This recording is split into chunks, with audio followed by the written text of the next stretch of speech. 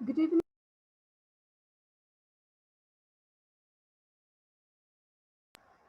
Good evening everyone. अब हामी programme 5 मिनट्समा start गर्नेछौँ. Thank you.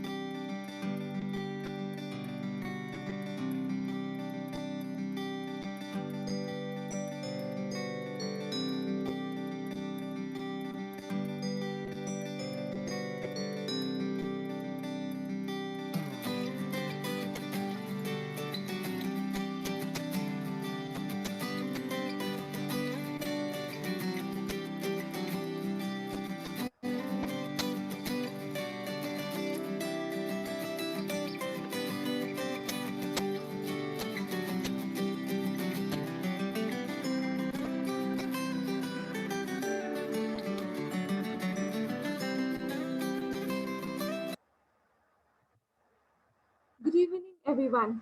Today we are here for talk show on abroad study and career counseling organized by CESA KC under assistance of Civil Department KC. Now, I would like to call Mr. Janakraj Awasthi, President of CESA KC, to take the chairmanship for today's program. This talk show on abroad study and career counseling is conducted with one of the enthusiastic, very talented engineers, receiver of Excellent Presentation Award from Japanese Society of Civil Engineers, Engineer Keshav Sharma, PhD. I would like to welcome sir to the program. I would also like to welcome Principal and Chairman of Kathmandu Engineering College, Professor Engineer Hirendraman Pradhan, Vice Principal of KC, Architect Shailata Manandar, our advisors, Professor Dr. Narendraman Sakya, Professor Dr. Bhagwan Rath Kansakar, Professor Dinesh Kumar Shrestha, Associate Professor and HOD of Civil Department KC, Engineer Arjun Paudel, in DHOD, Engineer Ramesh Kafle, Engineer Ishwar Adhikari, Engineer Bimal Bhatrai, Engineer Vikas Raj Joshi, and all our respected teachers and all the students and everyone present here. Without any further delay, I would like to request Keshav Sharma sir to present. Thank you. Thank you, Shreya. सबैजनालाई नमस्कार। विशेष गरी आदरणीय Hirendra sir, professor Narendraman Shakya sir, यहाँहरु सबैलाई नमस्कार छ मेरो। अलिकति म एक्साइटेड पनि भएको छु है, किनभने अब मेरो चाहिँ खास इन्जिनियरिङ पछिको क्यारियर चाहिँ केसी बाटै सुरु भयो मेरो चाहिँ करियर। त्यसकारणले गर्दा फेरि आज पनि ब्याक टु आफ्टर 10 इयर्स भनौं फेरि केसी सँगै जोडिन पाउँदा चाहिँ मलाई खुसी लागेको छ। अनि अर्को कुरा अलिकति नर्भस पनि छु। मैले नरेन्द्रमान साक्य सरले गरेको यसभन्दा अगाडिको प्रेजेन्टेसन पनि हेरेको थिएँ, भेरी एक्सलेन्ट है। अब सरहरुको अगाडि प्रेजेन्टेसन गर्न पाउँदा दुईटै मिक्स फिलिङ जस्तो भइरहेछ। म चाहिँ प्रेजेन्टेसनमै जान चाहन्छु डाइरेक्टली है। अब हामी सबैजना नेपाली भनौं नेपालकै ब्याकग्राउन्डको भएकोले म नेपालीमै सुरु गर्छु। स्क्रिन शेयर गरौँ है त, मलाई स्क्रिन शेयर।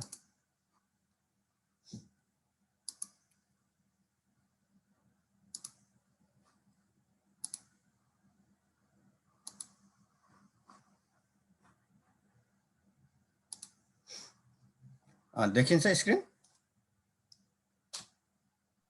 देखिरहेको सर। मलाई अर्जुन सरले अब सुरुमा कोअर्डिनेट गर्नुभएको अनुसार चाहिँ अब यो टपिक चाहिँ अलिकति यो भेग अलि डाइभर्स छ है। अब अलिकति फर्दर स्टडी अथवा हायर स्टडीको बारेमा मात्रै भनौँ भन्दाखेरि फेरि फर्स्ट इयर सेकेन्ड इयरको विद्यार्थीलाई अलिक टु अर्ली पनि हुन्छ होला हैन भनेर मैले अलिकति रिसर्चको बारेमा पनि अलिकति जोडेको छु, जसले गर्दा फर्स्ट इयर सेकेन्ड इयरको विद्यार्थी भाइ बहिनीहरूलाई पनि मैले चाहिँ अन्डरग्रेड भन्नाले अब नेपालमा हामी ब्याचलर भन्छौँ, बाहिरतिर प्राय अन्डरग्रेजुएट भन्छ हैन। ब्याचलर पढ्दाखेरि मैले फर्स्ट डेबाटै मैले कस्तो प्रिपरेसन गर्नु पर्दो रहेछ त, मेरो ड्रिम अथवा मेरो हायर स्टडी मैले मास्टर्स गर्नलाई पीएचडी गर्नलाई मैले ब्याचलर लेभलमै मैले कति डिसिप्लिन वेमा कति कामहरु गर्नुपर्ने रहेछ भन्ने कुरालाई अलिकति हाइलाइट गर्नको लागि मैले अलिकति रिसर्चको बारेमा कसरी रिसर्चमा चाहिँ इन्गेज हुने भनेर मेरो आफ्नो एक्सपिरियन्स दो ब्याचलर पढ्दा म पनि रिसर्च मेरो ब्याचलरको एक्सपिरियन्स त एब्सोल्युटली जिरो हो, तर मैले मास्टर्स टोकियो युनिभर्सिटीमा पढ्दा अथवा मैले क्यानाडा अमेरिका अथवा युरोपको थुप्रै युनिभर्सिटीहरु भिजिट गर्दा त्यहाँको ब्याचलर स्टुडेन्टहरुले कसरी रिसर्चमा इन्गेज हुँदो रहेछ त्यसको मैले देखेको अनुभवलाई अलिकति मैले प्रेजेन्टेसन गर्न खोजिरहेको छु। अब यो टेबल अफ कन्टेन्ट त एकदम त्यस्तो डिफाइन चाहिँ छैन हैन। इन्ट्रोडक्सन्स, रिसर्च, हायर स्टडीको बारेमा, अपर्चुनिटिज इन अबोर्ड के कस्तो अपर्चुनिटीहरु छ है, कन्क्लुजन्स। र एउटा कुरा चाहिँ मेरो प्रेजेन्टेसनको ध्येय चाहिँ बाहिरै आउनुपर्छ, बाहिरै पढ्न आउनुपर्छ भन्ने छैन है। म सुरुमै त्यसको क्लियर गर्न चाहन्छु। अपर्चुनिटीहरु चाहिँ अब के छ भने अब अहिले ग्लोबल सिटिजन भन्छ, अपर्चुनिटीहरु चाहिँ नेपालमा पनि अझ बढी छ, बाहिर पनि छ, फेरि बाहिर बसेर पनि नेपालकै काम पनि गर्न सकिन्छ हैन। त्यसकारणले गर्दा यो मेरो प्रेजेन्टेसनको चाहिँ त्यस्तो ध्येय अथवा त्यसको इन्टेन्सन चाहिँ बाहिर आउनुपर्छ भन्ने हैन है। त्यस पनि मैले क्लियर। मेरो आफ्नो अलिकति ब्याकग्राउन्ड चाहिँ म पश्चिमाञ्चल क्याम्पसमा डिप्लोमा पढाए हो, त्यसपछि पुल्चोक क्याम्पसमा पढे, अनि मैले मास्टर चाहिँ युनिभर्सिटी अफ टोकियोबाट, पीएचडी चाहिँ युनिभर्सिटी अफ अल्बर्टा क्यानाडाबाट गरेँ। एज अ प्रोफेसनल चाहिँ म सुरुमा काठमाडौँ इन्जिनियरिङ कलेजमा पढाएँ 2 वर्ष 2.5 वर्ष। त्यसपछि म केही समय म गभर्मेन्टमा पनि काम गरेँ, तर त्यस गभर्मेन्टको जब छोडेर म जापान गएँ। अनि मास्टर सकेर आएर म फेरि सेभ द चिल्ड्रेनमा केही समय काम गरेँ 1 वर्ष। अनि फेरि क्यानाडामा मेरो एक्सपिरियन्स अहिले चाहिँ म यो BGC इन्जिनियरिङ भन्ने यो अर्थ साइन्सको रिसर्च प्लस कन्सल्टिङ गर्ने एउटा कम्पनी छ, त्यसमा काम गर्छु। मेरो केही पेपरहरू छ, तपाईँहरू गुगल स्कलरमा गएर पनि हेर्न सक्नुहुन्छ है। अनि म चाहिँ रेगुलर नेपालको प्रिन्ट मिडियामा चाहिँ मोस्टली धेरै लेखिरहेको हुन्छु। महिनाको एउटा अथवा 2 महिनामा एउटा आर्टिकलहरू चाहिँ स्पेसली यो सोसियो टेक्निकल इस्युहरूमा, डिजास्टर म्यानेजमेन्ट यताहरूमा मेरो आर्टिकलहरू ओभर 100 प्रिन्टिङ मिडियामा आर्टिकलहरू पब्लिस भएको छ है, both in English and Nepali medium. अब चाहिँ म कन्टेन्टमा जान्छु है। अब रिसर्च भनेको के हो, तर अब यो अस्ति नरेन्द्रमान साकेसाले यति राम्रोसँग प्रेजेन्टेसन गर्नुभएको छ होइन। मैले यो मेरो प्रोग्राम हुने भनेपछि मैले नरेन्द्र सरको त्यो प्रोग्राम पनि भिडियो पनि हेरेको थिएँ। अब त्यो भएर अब सरको जस्तो एकदम इन्साइटफुल चाहिँ इन्फर्मेसन यसमा छैन, तर पनि केही कुराहरू चाहिँ म यहाँ भन्छु। रिसर्च भनेको is a systematic process of collecting and analysing information or data. Basically रिसर्चको अब्जेक्टिभ भनेको हामीले डेटाहरू कलेक्ट गर्ने, त्यो ल्याबोरेटरीबाट पनि हुनसक्छ, कुनै सोसियल इन्जिनियरिङ सर्वे पनि हुनसक्छ, अथवा कुनै न्युमेरिकल मोडलिङहरूबाट पनि हुनसक्छ। डेटा कलेक्ट गरेर त्यसलाई चाहिँ हामीले एनालाइसिस गरेर कुनै फेनोमेननको अन्डरस्ट्यान्डिङ गर्ने हुन्छ नि। अब यति ठुलो पानी पऱ्यो भने त्यसले डाउन स्ट्रिममा कस्तो फ्लडिङ ल्याउला, अथवा यस्तो अर्थक्वेक आयो भने कुनै पनि टिपिकल स्ट्रक्चरमा कस्तो पर्फर्मेन्स देखाउला भनेको हामी इनडिरेक्टली अर इन्डिरेक्टली हामी डेटामै प्ले गर्ने हो है। नर्मल्ली चाहिँ डेटा इन्फर्मेसन त्यसैमै प्ले गर्ने हो। अनि ब्याचलर डिग्रीमा गर्ने रिसर्च भनेको अब एकदम मास्टर्स लेभलमा, PhD लेभलमा अथवा रिसर्च इन्स्टिट्युटले अथवा डेभलप कन्ट्रीमा गर्ने रिसर्च इन्स्टिट्युटले जस्तो बिग बजेटको लामो प्रोजेक्टहरू त हुँदैन, तर सानो रिसर्च प्रोजेक्ट भनेको 6 महिनामा, 3 महिनामा, 4 महिनामा गर्ने खालको रिसर्च पनि हुनसक्छ। यद्यपि रिसर्चको टाइमलाइन चाहिँ तोक्न सकिँदैन भनिन्छ होइन। त्यस कारणले गर्दा अब रिसर्च कस्तो छ भने रिसर्च त संसारभरि भइरहेछ। अब हामी कहाँ अलिकति मिसअन्डरस्ट्यान्डिङ कस्तो छ भने रिसर्च भन्ने बित्तिकै we need to find out brand new thing भन्ने छ, त्यस्तो पनि होइन है। साइन्सको रिसर्च र हाम्रो इन्जिनियरिङ भनेको हामी एप्लाइड साइन्स भन्छौँ। साइन्सको रिसर्च र एप्लाइड साइन्सको रिसर्च चाहिँ अलिकति फरक हुन्छ। साइन्स भनेको एब्सोल्युट हुन्छ नर्मल्ली, संसारभरि त्यो साइन्स भनेको जहाँ पनि एउटै हुन्छ। तर एप्लाइड साइन्स भनेको चाहिँ त्यो साइन्सको एप्लिकेसन गर्ने जुन प्रोसेस डेभलप कन्ट्रीमा जस्तो भयो अथवा अरू युरोपमा जस्तो भयो, नेपालमा त्यस्तो नहुन सक्छ। युरोपमा एकदम फ्रुटफुल भएको टेक्नोलोजी नेपालमा काम नलाग्न सक्छ, किनभने एप्लाइड साइन्स भनेको it is very site specific, ठाउँ अनुसार पनि त्यो फरक पर्दै जान्छ। भन्नाले डेभलप कन्ट्रीमा डेभलप भएको कुनै टेक्नोलोजीलाई हाम्रो ठाउँमा ल्याएर अप्टिमाइजेसन गर्न पनि हामीले केही न केही रिसर्चहरू, केही न केही अध्ययनहरू गर्नुपर्छ। त्यस कारणले गर्दा यो रिसर्च गर्ने भन्ने बित्तिकै ब्रान्ड न्यू पत्ता लगाउने एकदम ठुलो वैज्ञानिक हुने भन्ने पनि होइन। हामीले कुनै चिजलाई कसरी अप्टिमाइजेसन गर्ने अथवा कुनै चिजको एप्लिकेसन कसरी गर्ने, कुनै चिजको कन्सिक्वेन्सेस के हुन्छ हो। जस्तै भनौँ न हाम्रो बिल्डिङ कोडहरू, most of the building code Indian स्ट्यान्डर्डहरू छन् अथवा युरोपियन स्ट्यान्डर्ड छन्। त्यो बिल्डिङ कोडहरूले चाहिँ हाम्रो कन्टेन्टमा काम नगर्न सक्छ। त्यो अस्तिको भूकम्पमा 2015को भूकम्पमा पनि देखिएको छ, किनभने राम्रोसँग डिजाइन गरेको हाई राइज बिल्डिङहरूमा पनि प्रब्लम आयो, किनभने अर्थक्वेक भनेको मोस्ट साइट स्पेसिफिक हुन्छ। त्यस कारणले गर्दाखेरि यो एप्लाइड साइन्सको रिसर्च भनेको चाहिँ अन्त भएको रिसर्चलाई पनि हामीले फेरि कपी त नबनाऊ, तर हाम्रो कन्टेन्टमा चाहिँ त्यसलाई चाहिँ हामीले मोडिफाई गर्नलाई अथवा एप्लिकेसन गर्नलाई चाहिँ गर्नुपर्ने हुनसक्छ है। त्यस कारणले यो ब्रान्ड न्यू कुरा पत्ता लगाउने मात्रै साइन्स रिसर्च होइन। प्रोजेक्ट है, हुन त अब अहिले मैले ब्याचलर पढेको 12-13 वर्ष भइसकेको होइन। त्यति बेला हामी प्रोजेक्ट मात्रै गर्थ्यौँ। प्रोजेक्ट भनेको अब RCC बिल्डिङको यसो साइजमिक डिजाइनहरू गर्ने अथवा सस्पेन्सन ब्रिजको गर्ने, रोडको तपाईँको माइक्रो हाइड्रो, यस्तो रेगुलर वर्कहरू मात्रै गर्थ्यौँ। तर अहिले मैले देखिरहेको छु एज अ रिसर्च वर्क पनि भइरहेछ होइन। अलिकति रिसर्च र प्रोजेक्टको बारेमा चाहिँ म अलिकति के छ त फरक भनेर, किनभने अहिले त सायद 4th इयरको फर्स्ट टर्मबाटै तपाईँहरूले चाहिँ प्रोजेक्ट भन्नुहोस् अब रिसर्च भन्नु त्यसमा इन्भल्भ हुन पाउनुहुन्छ भनेपछि तपाईँहरूसँग 1 वर्ष टाइम छ होइन। त्यस कारणले गर्दाखेरि प्रोजेक्ट भनेको चाहिँ it involves a set of activities to achieve a defined outcome within a particular time. हुन्छ नि, म एउटा डिफाइन भनेको ल एउटा RCC बिल्डिङको डिजाइन गर्नु छ, मैले 2 महिनाभित्र सक्छु, यस्तो यस्तो अब सियर फोर्स निकाल्छु, बेन्डिङ मोमेन्ट निकाल्छु, अथवा त्यहाँ चाहिने रेनफोर्सहरू निकाल्छु, त्यसको इस्टिमेट गर्छु भन्ने कुरा तपाईँको एउटा डिफाइन पार्ट हुन्छ। रिसर्च भनेको चाहिँ तपाईँले रिसर्च अब्जेक्टिभ चाहिँ फिक्स हुन्छ, क्वेसन्सहरू चाहिँ रिसर्चको फिक्स हुनसक्छ, तर एन्सर चाहिँ पहिले फिक्स हुँदैन। पहिले एन्सर फिक्स भयो भने द्याट बायस भयो भनिन्छ है। भनेपछि a inquiry or investigation to find answer to some questions. अनि अब मतलब अनि त्यसपछि प्रोजेक्ट गए पनि मैले भनिहालेँ there is always a defined start and end of the project. अब कुनै कुनै अनसिन सर्कमस्टेन्सेसले गर्दा प्रोजेक्टको पनि डिले हुनसक्छ, तर इन जेनरल त्यसको चाहिँ के हुन्छ डिफाइन हुन्छ। तर रिसर्चको चाहिँ स्टार्ट चाहिँ मैले कहिले गर्न सक्छु भन्ने थाहा हुनसक्छ, तर in may not be known है, थाहा हुनसक्छ। अनि अब प्रोजेक्ट वर्क भनेको normally carried under the supervisor like हुन्छ नि, प्रोजेक्ट हेड भन्नु सक्छ, प्रोजेक्ट म्यानेजर भन्न सक्नुहुन्छ होइन। रिसर्च पनि रिसर्च सुपरभाइजर हुनुहुन्छ, तर it involves a scientific study. यसको एउटा चाहिँ सिस्टम हुन्छ। अब प्रोजेक्टले चाहिँ तपाईँले प्रोजेक्ट गर्नुभयो भने चाहिँ, हुन त हामी प्रोजेक्ट पनि युनिक हुन्छ भनेर प्रोजेक्टको डिफाइन कन्स्ट्रक्सन म्यानेजमेन्टमा पढ्छौँ होइन। तर प्रोजेक्टले चाहिँ नलेज भन्दा पनि एउटै काम प्राय रिपिटेसन जस्तो हुन्छ प्रोजेक्टमा इन्भल्भ हुनुभयो भने। तर रिसर्चले चाहिँ अलिकति तपाईँको नलेजलाई अलिकति ब्रोड गर्ने, अलिकति इन्क्रिज गर्ने काम गर्छ है। तर कतिपय कुराहरू चाहिँ प्रोजेक्ट हो कि रिसर्च हो भनेर अलिकति भेरी थिन लाइनले छुट्याउने गर्छ। कहिले हामी रिसर्च प्रोजेक्ट पनि भन्छौँ, दुईवटा कुरा सँगै पनि आउँछ है। अब किन रिसर्च गर्ने भन्ने कुरा भयो है। मैले यो किन रिसर्च गर्ने भनेर एकदम हाई लेभलको रिसर्चको लागि गरिरहेको छु। मैले ब्याचलरको स्टुडेन्ट किन इन्भल्भ हुने भन्ने कुरा भयो। अनि अर्को कुरा मैले अघि नै अहिले नै जोड्न थालेँ, कतिपय साथीहरूको गुनासो के हुन्छ भने रिसर्च गर्ने त गर्ने, एकदम इन्ट्रेस्टेड छु, रिसोर्स छैन, पैसा छैन, इन्भाइरोमेन्ट छैन भन्ने हुन्छ। तर it's things has been change differently.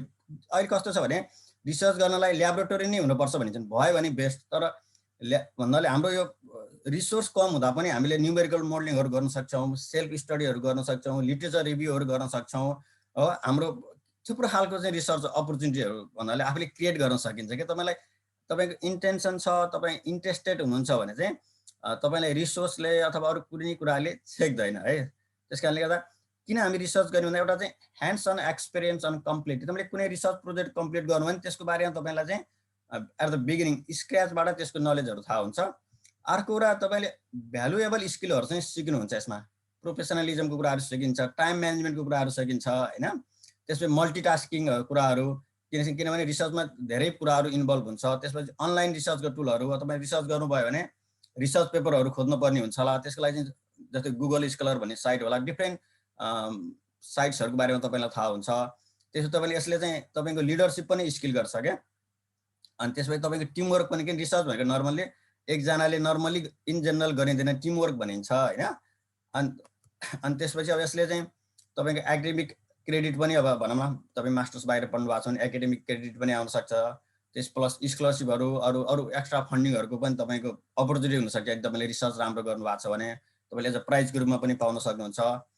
अनि त्यसपछि तपाईँले के भने यदि रिसर्च गर्नुभएको छ, तपाईँको कोही मेन्टर छ भने तपाईँको क्लोजली उसँग कनेक्सन हुन्छ। किनभने डिस्कसन इज भेरी इम्पोर्टेन्ट है।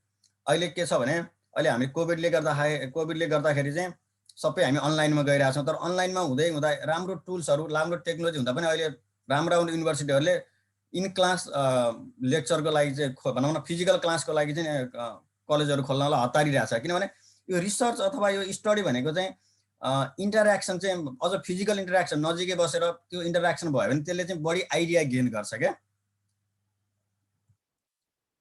अब अन्डर ग्रेजुएट भनेको हाम्रो कन्टेन्टमा ब्याचलर है। ब्याचलरले किन रिसर्च गर्ने भन्दाखेरि एउटा रिसर्च गर्दाखेरि तपाईँलाई थाहा हुन्छ कतिपय कुराहरू। तपाईँ कुनै एउटा कुरामा जियो टेक्निकलको रिसर्च गर्नुभयो भने तपाईँ त्यसमा इन्ट्रेस्ट छ कि छैन, त्यसको डिफ्रेन्ट फेनोमेना के छ, क्यारियर डिरेक्सन पनि यसलाई हेल्प गर्छ। अरू अघिकै कुरा दोहोरियो, ट्रान्सफरेबल स्किल एन्ड इन्हान्सिङ, तपाईँको रिज्युमे पनि राम्रो हुन्छ नि त। तपाईँले जुन कुरामा रिसर्च गर्नुभएको छ त्यहीसँग रिलेटेड जबहरू छ भने तपाईँले एप्लाई गर्नुभयो भने मोस्ट लाइकली तपाईँले सेलेक्ट हुने, सर्टलिस्ट हुने सम्भावना बढी हुन्छ। र अनि त्यसपछि पब्लिकले एडभोकेट गर्न सक्नुहुन्छ क्या। फेरि रिसर्च गर्ने भनेको कुरा के हो भने तपाईँले गरेको रिसर्च आफ्नै ल्यापटपमा मात्रै त्यसलाई चाहिँ क्लोज गरेर राख्ने होइन। रिसर्च भनेको नर्मली हामी फर पब्लिकको लागि गर्छौँ। यस्तो तपाईँले आफूले गरेको रिसर्चलाई तपाईँले चाहिँ मान्छेहरूलाई अथवा रिलेटेड प्रोफेसनल कम्युनिटीमा तपाईँले सेयर गर्नुपर्ने हुन्छ। त्यसैले तपाईँको पब्लिक स्पिकिङको क्वालिटी पनि बढ्छ। तपाईँले आफ्नो कुरा चाहिँ राम्रोसँग ढुक्कले भन्न पनि सक्नुहुन्छ। त्यसपछि यसले गर्दा ग्रेजुएट स्कुल भनेको मास्टर डिग्री पढ्नलाई अथवा कुनै प्रोफेसनल कोर्स लिनलाई राम्रोसँग हेल्प गर्छ होइन। अब यो कुराहरू मैले यसमा अलिकति दोहोऱ्याइन है। म स्लाइडहरू पछि सेयर गर्छु, त्यस कारणले गर्दा स्लाइडमा अलिकति मैले डिटेल्सहरू राखेको छु होइन। अब रिसर्च साइकल है, रिसर्च साइकलमा चाहिँ अब हुन त यो यसो जेनरल साइकल होइन, यसको it depends on the research, कस्तो खालको रिसर्च हो, इन्जिनियरिङ हो कि सोसियल साइन्स हो कि पब्लिक हो कि मेडिकल हेल्थ, डिफ्रेन्टमा अलिअलि भर पर्छ। नर्मल्ली रिसर्च भनेको फर्स्ट भनेको हामी चाहिँ ब्रेन स्ट्रोमिङ गर्ने, प्रोब्लम के हो त प्रोब्लम आइडेन्टिफिकेसन गर्नु पर्यो। त्यसलाई तपाईँले सेभरल रिसर्च पेपरहरू, प्रिभियस रिसर्च पेपरहरू त्योहरू स्टडी गर्नु पर्यो। त्यसपछि त्यो प्रोब्लमलाई एड्रेस गर्ने गरेर हामीले डिजाइन, रिसर्च प्रोजेक्ट डिजाइन गर्नु पर्यो हो। त्यो प्रोब्लमलाई एड्रेस गर्नलाई ल्याबोरेटरी वर्क गर्नुपर्ने हो कि अब भनौँ न कुनै सोसियल प्रोब्लम हो भने सर्वे गर्न जानुपर्ने हो कि अथवा न्युमेरिकल मोडलिङ गर्ने हो कि अथवा के गर्ने हो, त्यसलाई डिजाइन गर्नु पर्यो अथवा एउटा एल्गोरिदम डेभलप गर्नु पर्यो। त्यसपछि रिसर्चहरू क्यारी आउट गर्नु पर्यो हो। अनि त्यसपछि आएको रिजल्टलाई एनालाइसिस गर्नु पर्यो, त्यसलाई हामी फेरि प्रेजेन्टेसन एन्ड पब्लिस। यो साइकलमा मैले अहिले यहाँ 5वटा स्टेपहरू देखाएँ, योभन्दा बढी पनि हुन्छ। यो साइकल तपाईँलाई डिफ्रेन्ट खालको तपाईँको रोल चाहिँ डिफ्रेन्ट हुन्छ क्या। त्यसले गर्दा तपाईँको चाहिँ मल्टिटास्किङ गर्नु पर्यो अथवा तपाईँको चाहिँ स्किल चाहिँ डिफ्रेन्ट वेमा स्किलहरू डेभलप हुन्छ।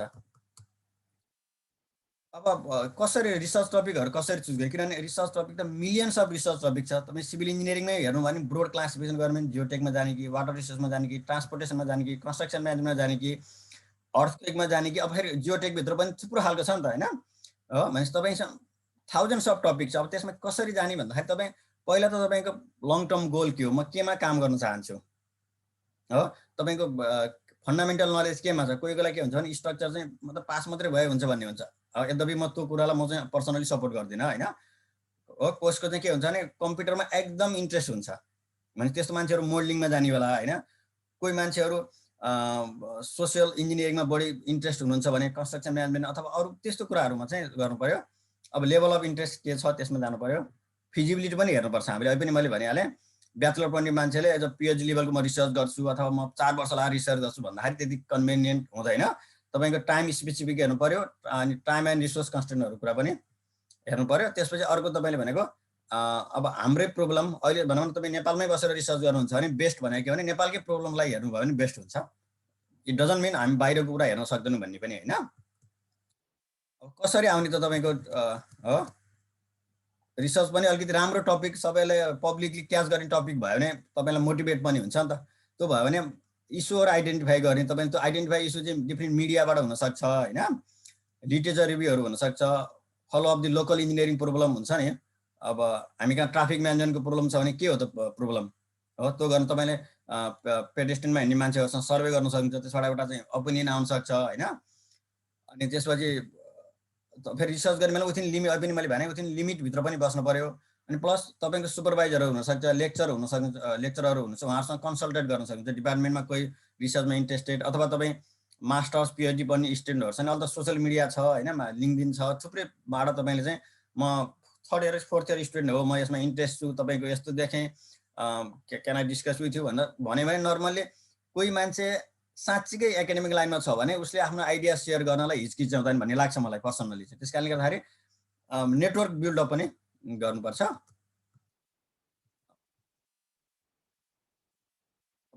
यसो अघि नै आयो जस्तै अब तपाईँले फाइनल इयरको रिसर्च डिफेन्सहरू, प्रोजेक्ट डिफेन्सहरू एटेन्ड गर्न सक्नुहुन्छ। इभन पुल्चोकमा गएर एमएससीको मिड टर्म, मलाई थाहा छैन है एटेन्ड, जनरल मान्छेले एटेन्ड गर्न पाउँछ पाउँदैन, सायद पाउँछ पनि होला, तपाईँले पर्मिसन लिनुभयो भने फाइनल थेसिसहरू डिफेन्स हेर्न सक्नुहुन्छ। त्यसमा तपाईँलाई आइडिया हुन्छ क्या कस्तो कस्तो रिसर्चहरू यहाँ भइरहेको छ भनेर होइन।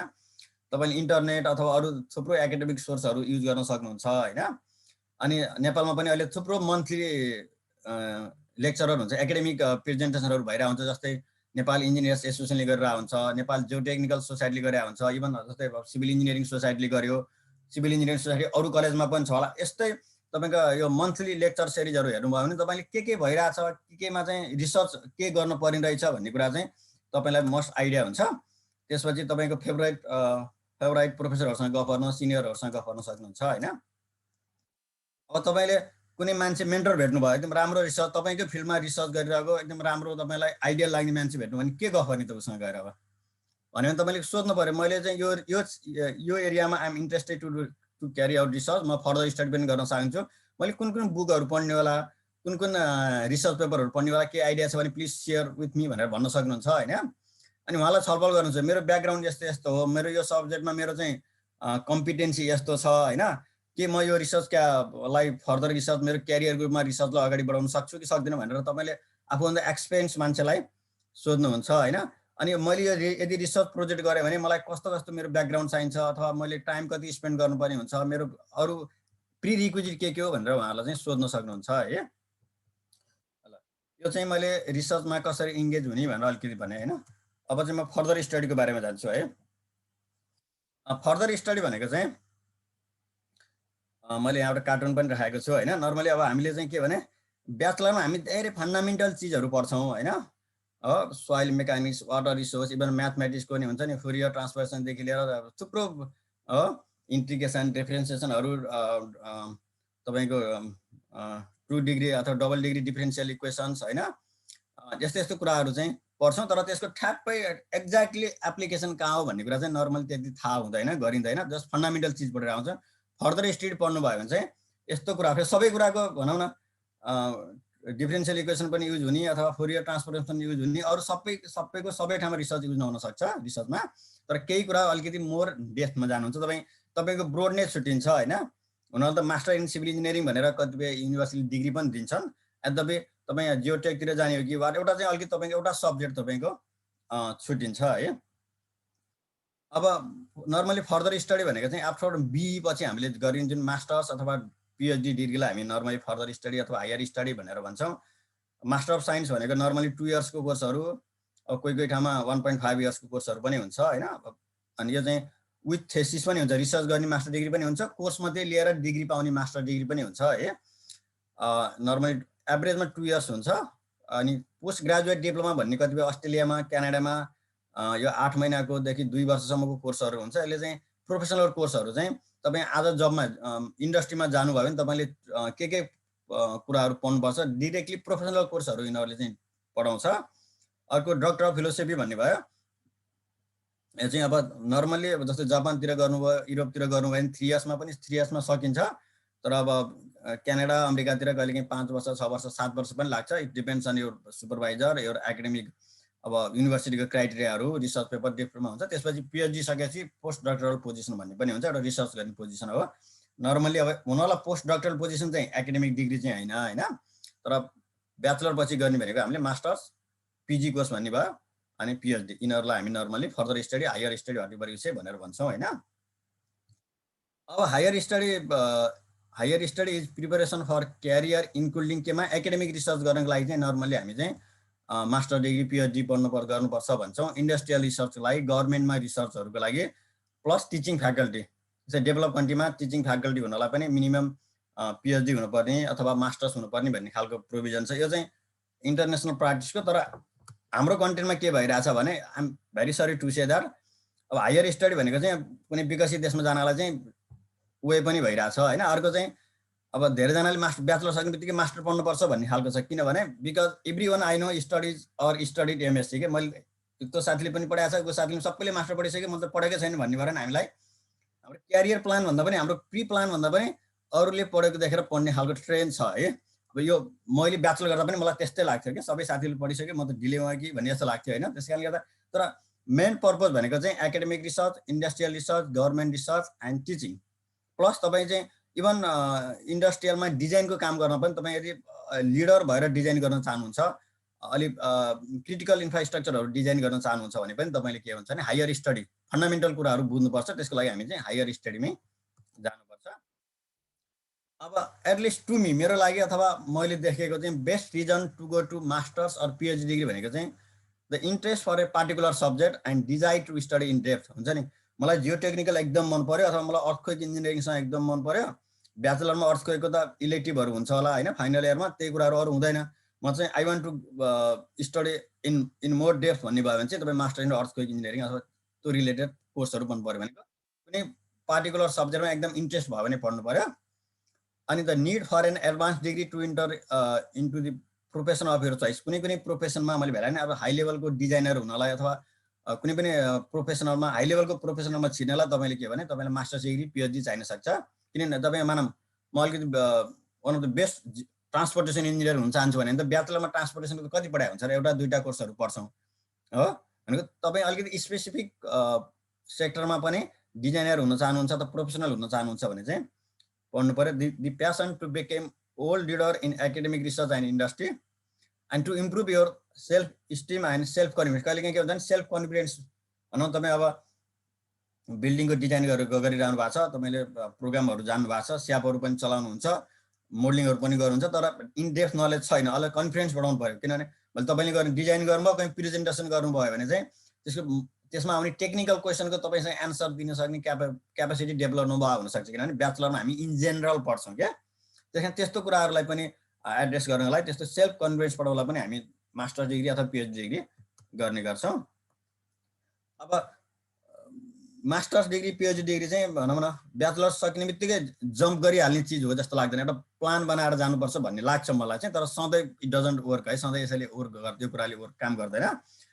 तपाईँले सोच्नुपर्ने के कुरा के भने how might MSc or PhD effect my career plans. तपाईँको जुन क्यारियर प्लानमा यसले कतिको असर गर्छ। Will an MSc or PhD enhance or narrow my employment prospect. तपाईँको जुन क्यारियर प्लान छ अथवा इम्प्लोइमेन्टमा त्यसले अझ त्यसलाई राम्रो तपाईँलाई सहयोग गर्छ। Do I need to attend right way, अहिले नै एटेन्ड गर्नुपर्छ कि मैले केही ब्याकग्राउन्ड केही नलेज केही एक्सपिरियन्स गेन गरेर भन्ने। Do I know exactly what discipline I want to study. तपाईँ केमा जानुहुन्छ, तपाईँ थाहा पाएर गइरहनु भएको छ, तपाईँ इन्ट्रेस्टले जियोटी एङ्गल जानुभएको छ कि इन्ट्रान्स दिनुभयो जेमा नाम निस्क्यो त्यसैमा गइरहनु भएको छ भनेको त्यो कुराहरू चाहिँ अलिकति ब्याचलर पढ्दाखेरि चाहिँ, किनभने अलिकति यसलाई चाहिँ पास गरिसकेका हुनुपर्छ, अलिकति विचार गर्नुपर्छ भन्ने लाग्छ।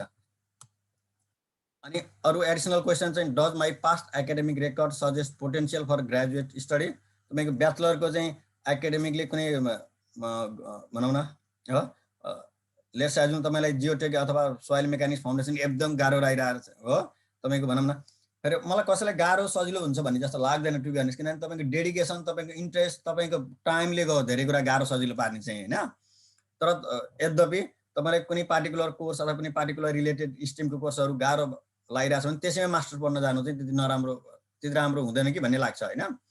अनि is a master degree enough or will I need to pursue PhD, where will I choose to go. कहाँ जाने, नेपालमा पढ्ने, बाहिर पढ्ने, नेपालमा पनि कुन इन्स्टिट्युटमा पढ्ने, अनि मैले कसरी एफोर्ड गर्छु भन्ने कुरा पनि हो।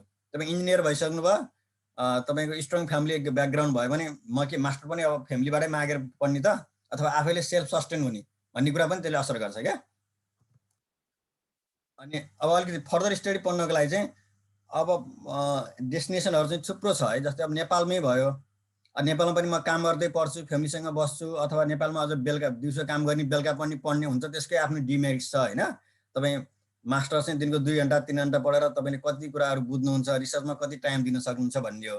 किनभने नर्मल्ली इभन आइआइटीमा पनि इभन डेभलपमेन्टमा रिसर्च बेस्ड मास्टर चाहिँ नर्मल्ली पार्ट टाइम पढेर 2 वर्षमा चाहिँ सकिँदैन, किनभने टाइम मजाले दिनुपर्ने हुन्छ है। त्यसको पनि एउटा उ छ, तर आफ्नै ठाउँमा बसेर पढ्दाखेरि त्यसको पनि केही मेरिटहरू छ। अब इन्डियामा पनि आइआइटीहरू, आइआइएसहरू, मणिपाल युनिभर्सिटी, थुप्रै युनिभर्सिटीहरू छ, दे आर भेरी गुड है। अब Japan, south Korea, China, Singapore, अब तिनीहरू देशमा पनि थुप्रो नेपालीहरू हुन्। त नेपालीहरू अहिले थुप्रो देशहरूमा पनि हुन्छ नि, हामीले नामै नसुनेको देशहरूमा पनि नेपालीहरू फर्दर स्टडी पढ्न गइरहनु भएको छ। म 2017मा चिली, साउथ अमेरिकाको चिली भन्ने ठाउँमा जाँदा पनि त्यहाँको एउटा युनिभर्सिटीमा 4-5 जना नेपालीहरू मास्टर्स पिएचडी गर्नुभएको रहेछ क्या। मैले अब त्योभन्दा पहिला चाहिँ मलाई त्यो चिलीमा पनि नेपाली पढ्न जानुहुन्छ होला भन्ने लागेको थिएन। भनेपछि थुप्रो देशमा डिरेक्ट स्कलरसिप अथवा डिफ्रेन्ट खालको फन्डिङ, डिफ्रेन्ट खालको अपर्च्युनिटीहरू छ होइन। त्यस्तै जापानमा, कोरिया, चाइना, सिङ्गापुर भयो, युरोपको सेपरल युरोपमा पनि थुप्रो कन्ट्रीमा नेपालीहरू जानुहुन्छ। अस्ट्रेलियाहरू भयो, अस्ट्रेलियामा स्कलरसिप पनि पाइन्छ, plus teaching assistant, research assistant, TA RA भनेर युनिभर्सिटीले अथवा प्रोफेसरले तपाईँलाई पकेट मनीहरू तपाईँको सर्भाइभलको लागि दिनुहुन्छ।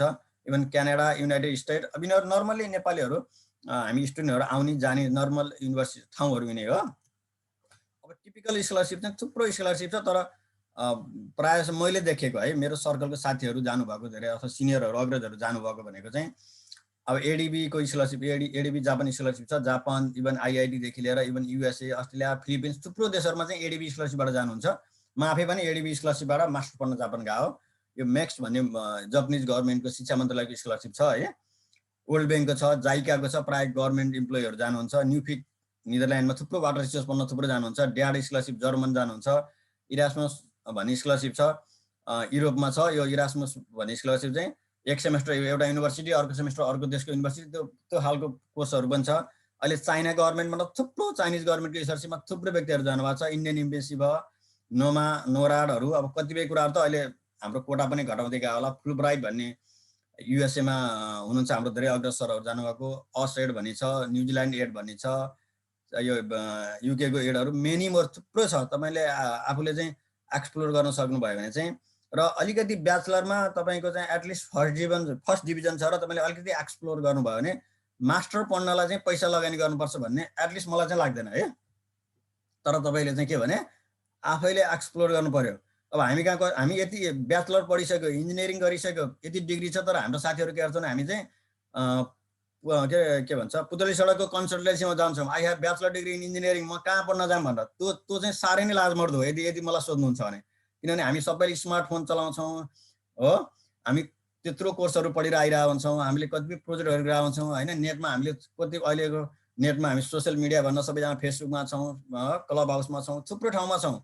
हामीले के गर्न, तर युनिभर्सिटीको नाम खोजेर गुगलमा खोजेर त्यहीँको एप्लिकेसन फर्म पनि हामी भर्न नसकेर, यदि एटलिस्ट इन्जिनियरिङ पढेको मान्छे स्टुडेन्ट चाहिँ मलाई नजानुस् भन्ने लाग्छ है।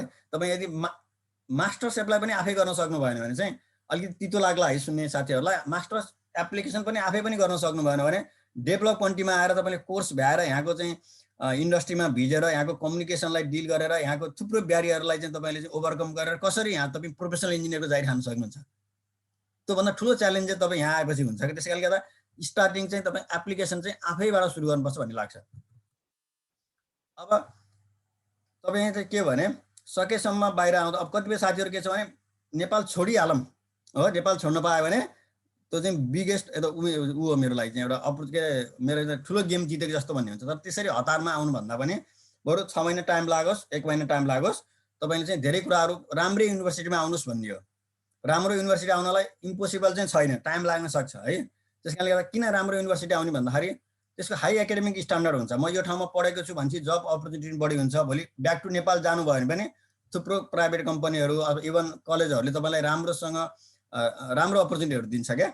अनि त्यसमा राम्रो युनिभर्सिटी आउनुभयो भने टिचिङ स्टाफहरू चाहिँ हाइली क्वालिफाई हुन्छ, रिसोर्सहरू चाहिँ अनलिमिटेड। जस्तो तपाईँले चाहिँ राइट रिसर्च प्रपोजल छ भने त्यो रिसर्च प्रपोजल अनुसार काम गर्नलाई तपाईँलाई रिसोर्सको कुनै खाँचो हुँदैन भनौँ न। अनि एक्सपेरिमेन्टल लर्निङ अपर्च्युनिटी पनि पाउनुहुन्छ किनभने रिसोर्स भएको भएर। अनि राम्रो युनिभर्सिटीको चाहिँ राम्रो फन्डिङ पनि हुन्छ, राम्रो स्कलरसिप पनि हुन्छ। किनभने सामान्य कलेजहरू, नर्मल कलेजहरू भनेको चाहिँ लाइक उनीहरूले चाहिँ इन्टरनेसनल स्टुडेन्ट लिएर आएर त्यसलाई प्रोफिट कमाउने खालको हुन्छ। तर पब्लिक युनिभर्सिटी भनेको चाहिँ रिसर्च ओरिएन्टेड हुन्छ होइन। अनि राम्रो युनिभर्सिटीमा काम पढ्न जानु भनेको वर्क विथ बेस्ट राम्रो मान्छेसँग गर्नुपर्ने हो, इन्फ्लुएन्सियल नेटवर्क पनि हुन्छ।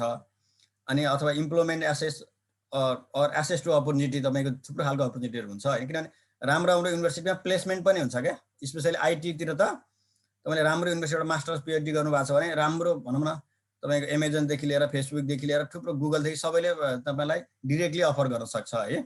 फेरि हाम्रो कलेजमा इभन केसीका स्टुडेन्टहरू अब अथवा हाम्रो ट्युका स्टुडेन्टहरू जति पनि हुनुहुन्छ उहाँहरू सबैले त्यो लेभल, धेरैजना मान्छे त्यो लेभलमा पुगिसक्नु भएको छ क्या। अब factor to consider when choosing, अब कहाँ पढ्न जाने त, नेपालमा पढ्ने कि अथवा तपाईँलाई बाहिर पढ्न जाने भन्ने चाहिँ अब तपाईँको आफ्नो पर्सनल चोइसमा भर पर्छ। तपाईँको लङ टर्म सेटलमेन्ट र क्यारियर प्लान के हुन्छ, म नेपालमै बस्छु भन्ने भयो भने नेपालमा पढ्दा पनि हुन्छ, नराम्रो छैन।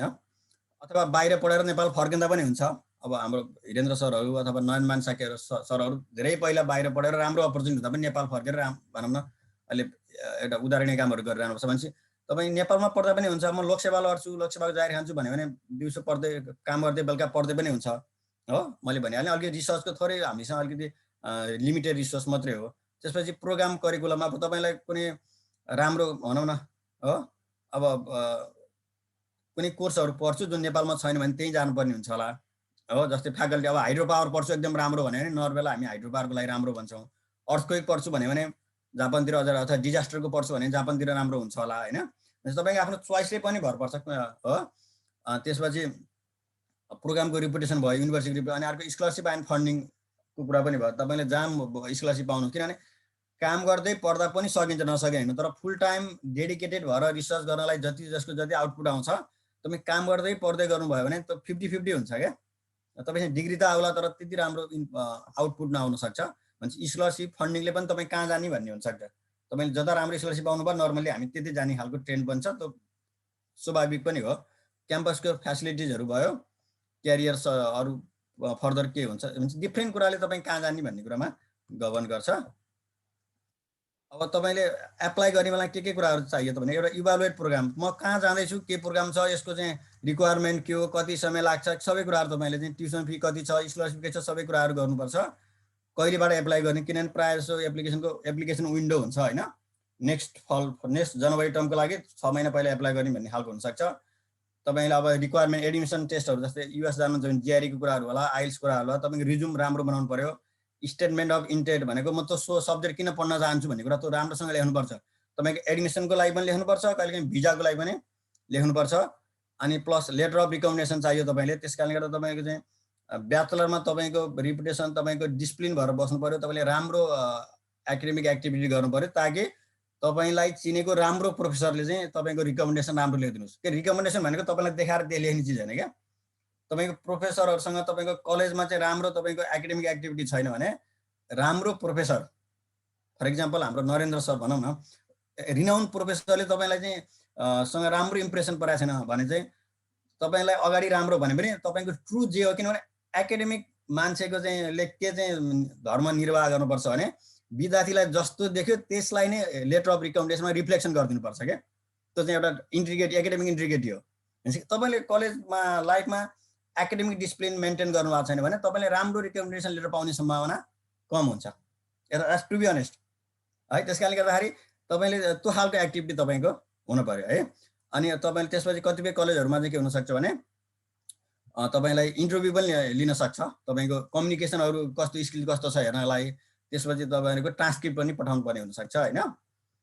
अब कसरी प्रोसेसहरू कसरी एप्लाई गर्ने त है, मैले यो भनेको चाहिँ तपाईँ राम्रो युनिभर्सिटीमा जाने खालको प्रोसेसलाई।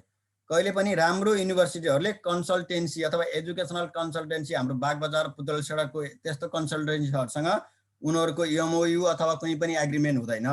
किनकि राम्रो युनिभर्सिटीहरूसँगलाई त के भने राम्रो युनिभर्सिटीमा 100 जना विद्यार्थीले एप्लाई गर्यो भने 4-5 जनाले एडमिसन पाउँछ होला, उनीहरूलाई विद्यार्थीको खाँचो हुँदैन। अनि राम्रो युनिभर्सिटीले कुनै कन्सल्टेन्सीले विद्यार्थी पठाइदिए बापत कमिसन दिने, पैसा दिने, पर्सेन्टेज दिने भन्ने पनि हुँदैन। त्यस कारणले गर्दा राम्रो युनिभर्सिटी जान चाहनुहुन्छ भने, एबभ द एभरेज युनिभर्सिटी जानुहुन्छ भने you have to apply your self है। तपाईँले के भने कुनै जस्तै युनिभर्सिटी, लेट्स एज्युम म पढेको युनिभर्सिटी अफ अल्बर्टा, त्यहाँ जानुभयो भने civil engineering department university of Alberta भनेर गुगलमा सर्च गर्नुहोस्, लिङ्क आउँछ। त्यहाँ नम्बर फ्याकल्टिज भनेर हेर्नुहोस्, जसरी हाम्रो केइसीको वेबसाइटमा फ्याकल्टिज भनेर सरहरूको नाम आउँछ, त्यहाँ पनि फ्याकल्टिज भन्ने हुन्छ। फ्याकल्टिजमा जानुहोस्, नाममा क्लिक गर्नुहोस्, उहाँहरूको कुन एरियामा रिसर्च गरेको, उहाँहरूले स्टुडेन्ट खोज्नु भएको छ कि खोज्नु भएको छैन लेखिरहेको हुन्छ। Actively sought for potential graduate student भनेर लेखिरहेको हुन्छ कतिपय ठाउँमा। भनेपछि त्यो कामहरू चाहिँ, अनि उहाँहरूको चाहिँ उहाँ प्रोफेसरहरूको चाहिँ के छ रिसर्चहरू भनेर खोज्नुहोस्। उहाँको रिसर्च खोज्नु भने तपाईँले के भन्न सक्नुहुन्छ भने, मानौँ ल तपाईँले कसैले चाहिँ भनौँ न वाटर रिसर्च सम्बन्धी कुनै प्रोजेक्ट गर्नुभएको थियो ब्याचलरमा भन्यो भने हो, के तपाईँले भन्न सक्नुहुन्छ, I want through your research website I found that you have done significant work on water resource अथवा यो related research in my under graduate के भन्छ final year research project I have done, मैले यस्तो यस्तो गरेको थिएँ, त्यस कारणले गर्दा यसलाई म फर्दर गर्न चाहन्छु भनेर तपाईँले चाहिँ सुपरभाइजरलाई इमेल लेखेर लेख्नुपर्ने हुन्छ है। अनि त्यसपछि तपाईँले चाहिँ अब त्यहाँ कस्तो खालको, त्यो युनिभर्सिटी जाँदाखेरि कस्तो खालको फन्डिङहरू पाइन्छ, कस्तो खालको स्कलरसिप पाइन्छ, त्यो चाहिँ प्रायः युनिभर्सिटी सबै कुराहरू युनिभर्सिटीको वेबसाइटमा हुन्छ। तपाईँले आफैले घर बसेर मजाले स्मार्टफोनबाट अथवा ल्यापटप खोलेर घरमै बसेर खोज्नु सक्नुहुन्छ, घरमै बसेर एप्लाई गर्न सक्नुहुन्छ। र कतिपय युनिभर्सिटीहरू जस्तै क्यानाडाको कुरा गर्नुहुन्छ भने university of Alberta, university of British Columbia धेरै राम्रो युनिभर्सिटी हो। तिनीहरूले चाहिँ हामी जस्तो डेभलपिङ कन्ट्रीको स्टुडेन्टलाई एप्लिकेसन फी चाहिँ वेभ गर्छ, छुट छ। तपाईँले जतिवटा पनि एप्लिकेसन घरमै बसेर 2 घन्टा बस्नु भने एप्लिकेसन कम्प्लिट गर्न सक्नुहुन्छ अनलाइनबाट, तपाईँले एप्लिकेसन फी पनि तिर्न पर्दैन। त्यस्ता युनिभर्सिटीहरू पनि छन् है। अनि अब एप्लाई तपाईँले के भने लेटर अफ इन्टेन्ट नर्मली लेख्नै पर्छ भनेको, स्टेटमेन्ट अफ पर्पज भन्छ तपाईँको पढ्नुको त्यो तपाईँको इन्टेन्सन के हो त ग्रेजुएट स्टडी गर्ने, त्यसलाई तपाईँले चाहिँ मेरो ब्याकग्राउन्ड यस्तो हो, मैले ब्याचलरमा यस्तो यस्तो कामहरू गरेँ, मेरो जिपिए यस्तो छ हो, किनभने जिपिए राम्रो भयो भने मोस्ट प्रोबेबली हाई चान्स हुन्छ नि त होइन। मेरो जिपिए यस्तो छ अथवा मेरो एकाडेमिक एक्टिभिटी यसमा म इन्भल्भ छु, यसलाई अझ फर्दर इन्हान्स गर्नलाई म यो विषयमा मास्टर बन्न चाहन्छु भनेर तपाईँले चाहिँ क्लियरली मेन्सन गर्नुपर्छ। अनि तपाईँले त्यो लेटर अफ इन्टेन्टमा एसओपीमा चाहिँ आफ्नो बारेमा ब्याकग्राउन्ड चाहिन्छ। त्यो ब्याकग्राउन्ड बनाउनु भनेको तपाईँले ब्याचलर डिग्रीमै हो, ब्याचलर बनाउनु थुप्रै हुन्छ। एकाडेमिक जिपिए हासिल गर्नुपर्छ, एकाडेमिक एक्टिभिटीमा आउनुपर्ने, तपाईँको प्रोफेसरहरूसँग डिस्कसन अथवा थुप्रै कुराले तपाईँको चाहिँ यो सेल्फ तपाईँको बारेमा चाहिँ ब्याकग्राउन्ड डेभलप गर्छ। अब करिकुलम किन तपाईँको रिज्युमे नपठाए अथवा सिबी नपाए त कुनै पनि प्रोफाइल तपाईँलाई लिनु हुँदैन, कुनै पनि युनिभर्सिटीले त एक्सेप्ट गर्दैन होइन। त्यसमा पनि तपाईँको अन्डरग्रेजुएट डिग्रीहरू राख्ने, रिलेटेड कोर्सहरू के लिनुभयो। मैले अहिले पनि भने तपाईँ जियोटेकमा अथवा भनौँ न अर्थक्वेकमा मास्टर गर्न चाहनुहुन्छ भने इलेक्टिभ लिँदाखेरि चाहिँ तपाईँको के भने अर्थक्वेक रिलेटेड लिनुहोस् हो। तपाईँको जियोटेक्निकल अर्थक्वेक इन्जिनियरिङ होला, सोइल डाइनामिक्स होला, डाइनामिक्स अफ स्ट्रक्चर होला, अथवा के छ साइस्मिक इन्जिनियरिङ अथवा के छ त्योसँग रिलेटेड लिनुभयो भने चाहिँ, अथवा कम्पिटिसनल मेकानिक्स होला, फाइनाइट इलिमेन्ट मेथड एउटा, त्यो चाहिँ तपाईँले अघि नै त्यो क्यारियर प्लान चाहिँ अघि नै बनाउनुपर्छ। तपाईँको वर्क एक्सपिरियन्स, तपाईँको रेफरेन्स भने मैले अघि तपाईँको डिपार्टमेन्टको सरहरू हुनुहुन्छ जसले तपाईँलाई राम्रोसँग चिन्नुहुन्छ, उहाँहरूलाई चाहिँ त्यो राखेर तपाईँको चाहिँ करिकुलम गाइड बनाउनुपर्छ।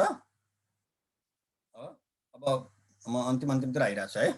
अब तपाईँको tips for applying higher study भनेको research area of interest and identify the approved school and program. तपाईँले चाहिँ अब आफ्नो सिनियरहरूसँग डिस्कसन गरेर अथवा आफ्नो नेटवर्क डेभलप गरेर चाहिँ आफ्नो इन्ट्रेस्ट चाहिँ डिफाइन गर्नु पर्यो र अनि कुन स्कुलमा कुन प्रोग्राममा जाने चाहिँ थाहा हुनु पर्यो। अनि तपाईँले म भनौँ न ल अमेरिकाको यो स्कुल यो 4-5वटा यो स्कुलमा एप्लाई गर्छु अथवा नर्वेको अथवा अस्ट्रेलियाको यो स्कुलमा एप्लाई गर्छु भन्ने तपाईँको माइन्डमा आयो भने चाहिँ तपाईँले त्यहाँ कुनै नेपाली सिनियर हुनुहुन्छ कि अथवा त्यहाँबाट पढेर आएको तपाईँको डिपार्टमेन्टमा अथवा नेपालमा कोही हुनुहुन्छ भने तपाईँले नेटवर्क भनेर रिक्वेस्ट गर्नुहोस्, म तपाईँले त्यहाँबाट पढेर आउनु भएको रहेछ हो, तपाईँले मेल गर्न सक्नुहुन्छ, सोसियल मिडियामाबाट मेसेन्जर गर्न सक्नुहुन्छ, अथवा पोलाइटली है, बी पोलाइट भनेको चाहिँ एकदम इम्पोर्टेन्ट चिज।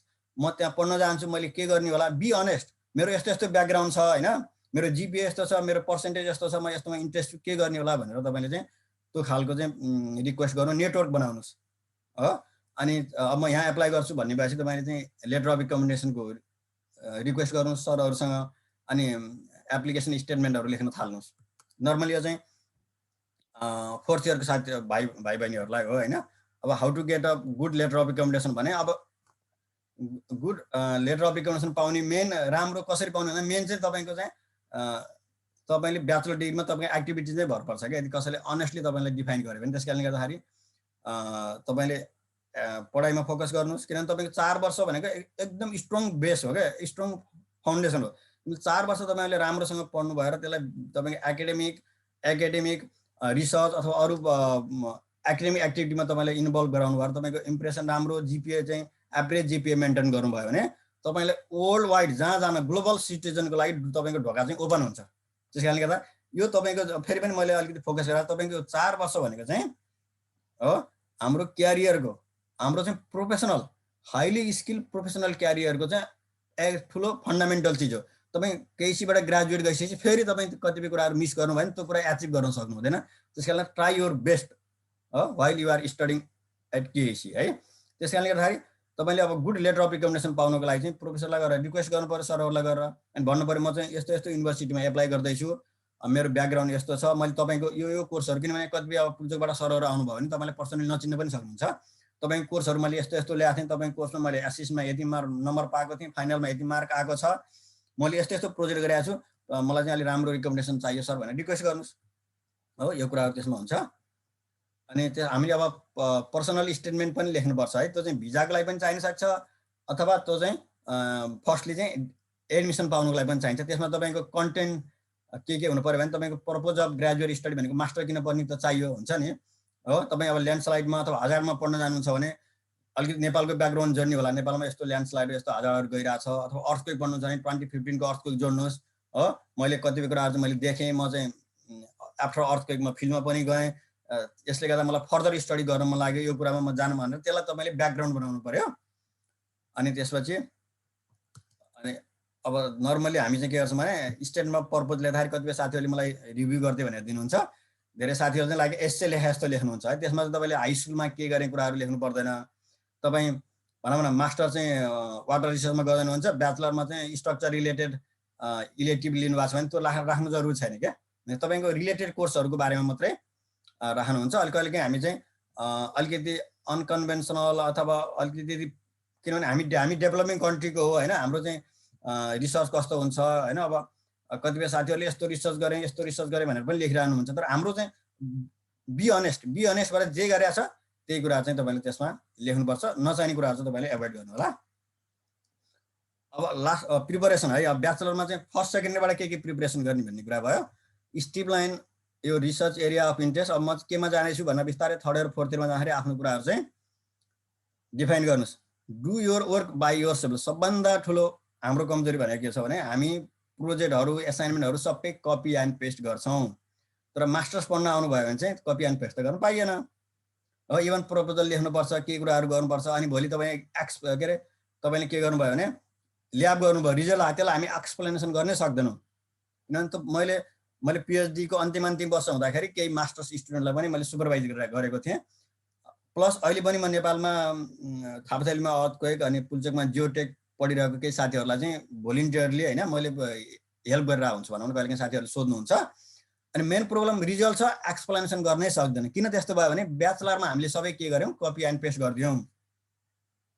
हो देखिरहेको ग्राफ हो, तर हामीले एक्सप्लेन गर्छौँ। त्यस कारणले गर्दा नराम्रो होस्, ब्याचलरमा तपाईँको ल्याबमा 25 मा 23 आउँछ भने त्यसले केही बिग्रदैन, तर आफ्नो काम त्यसले ठुलो मास्टर्स र पिएचडी गर्नेमा ठुलो हेल्प गर्छ। हेर्नुहोस् धेरै मान्छे चाहिँ रियलाइज गर्छन् कि कतिपय साथीहरूले मलाई पनि भन्नुहुन्छ नेपालमा केही गर्दै गरिएन, सारेर बुझायो, अहिले त सबै गर्नु छ, एक हप्तामा 5वटा प्रोजेक्ट गर्नु छ, कसरी सक्ने मैले भन्ने हुन्छ होइन। त्यो किन त्यस्तो भएको भने हाम्रो फन्डामेन्टल नलेज हामीसँग आइडिया भएन। हामी के गर्ने अरूमा चाहिँ डिपेन्डेन्ट हुँदै आयौँ, त्यो चाहिँ यहाँ पाइँदैन, एब्सोल्युटली पाइँदैन। त्यस कारणले गर्दाखेरि do your work by your self, यो चाहिँ फर्स्ट इयरबाटकै विद्यार्थीलाई काम लाग्छ होइन। Do not copy and paste the reports, try to explain all the graph. तपाईँले जे ग्राफ पाउनु भएको छ त्यसलाई आफ्नै भाषामा एक्सप्लेन गर्नुहोस्, अनि त्यो बिस्तारै इम्प्रुभ हुँदै जान्छ। Choose elective related to your area of interest, go to with research project. Final इयरमा चाहिँ कन्भेन्सनल प्रोजेक्ट नगर्नुहोस् भन्छु म चाहिँ। यदि तपाईँ नेपालमै काम गर्नुहुन्छ भने पनि रिसर्च प्रोजेक्ट गर्नुहोस्। रिसर्च प्रोजेक्टबाट जति क्रिटिकल आइडिया डेभलप हुन्छ, प्रोजेक्टबाट टु बी अनेस्ट त्यति हुँदैन in general. Involve in research project, अरू रिकन्सेन्स स्टडीहरू हुन्छ नि, जस्तो तपाईँ जियोटेकमा इन्ट्रेस्ट हुनुहुन्छ, अहिले फोर्थ इयरमा थर्ड इयरमा हुनुहुन्छ भने डिफ्रेन्ट छ नेपाल इन्जिनियर्स एसोसिएसन, डिफ्रेन्ट अर्गनाइजेसनहरू रिसर्च इन्स्टिट्युटहरू मेलम्चीमा स्टडी गर्न गएको छ, फिल्ड स्टडी गर्नलाई।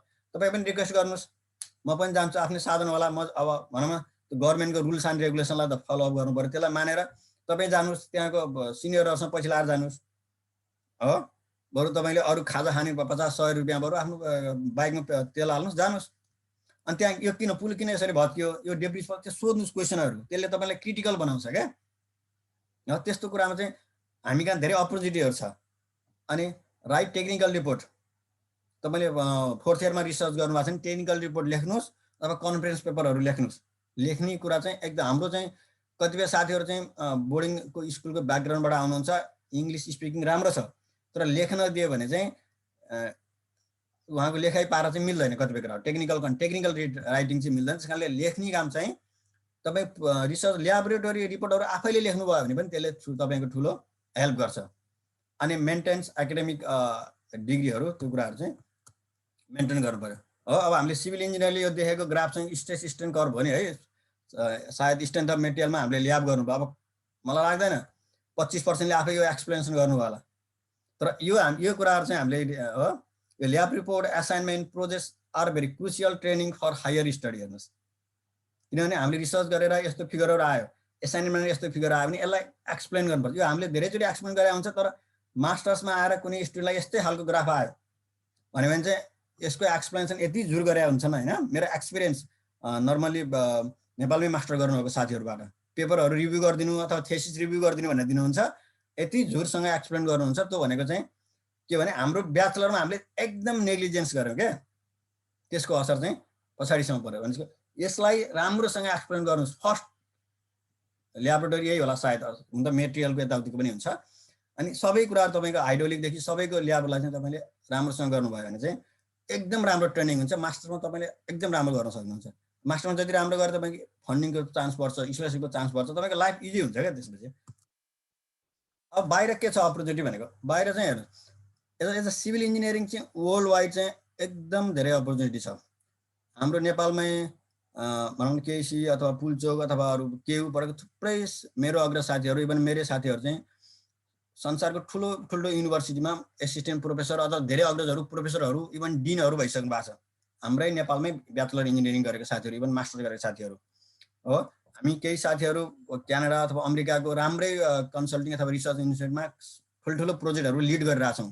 हो तपाईँ चाहे त्यो लन्डनको मेट्रोको कुरा गर्नुहोस् अथवा तपाईँको चाहिँ हङकङको चाहिँ अन्डरग्राउन्ड टनलको कुरा गर्नुहोस् अथवा अमेरिकाको ठुल्ठुलो प्रोजेक्टहरू गर्नुहोस् त्यो प्रायमा नेपाली इन्जिनियरले कतिमा लिड गरेको पाइन्छ। त्यस कारणले गर्दाखेरि के भने बाहिर अपर्च्युनिटी चाहिँ के छ अनलिमिटेड छ, तर हाम्रो नलेज हुनु पर्यो है।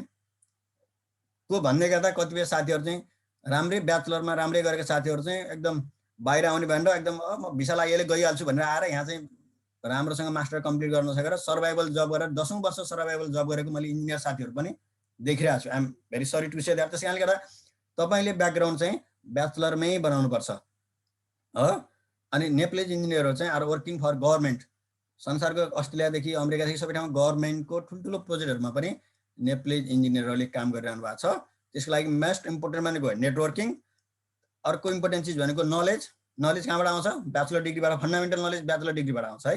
त्यही मास्टरमा जानुभयो भने तपाईँ जियोटेकमा मात्रै खुम्चनुहुन्छ अथवा वाटर रिसोर्समा खुम्चनुहुन्छ, तर फिल्डमा जाँदाखेरि तपाईँलाई सबै फन्डामेन्टल नलेज चाहिन्छ क्या।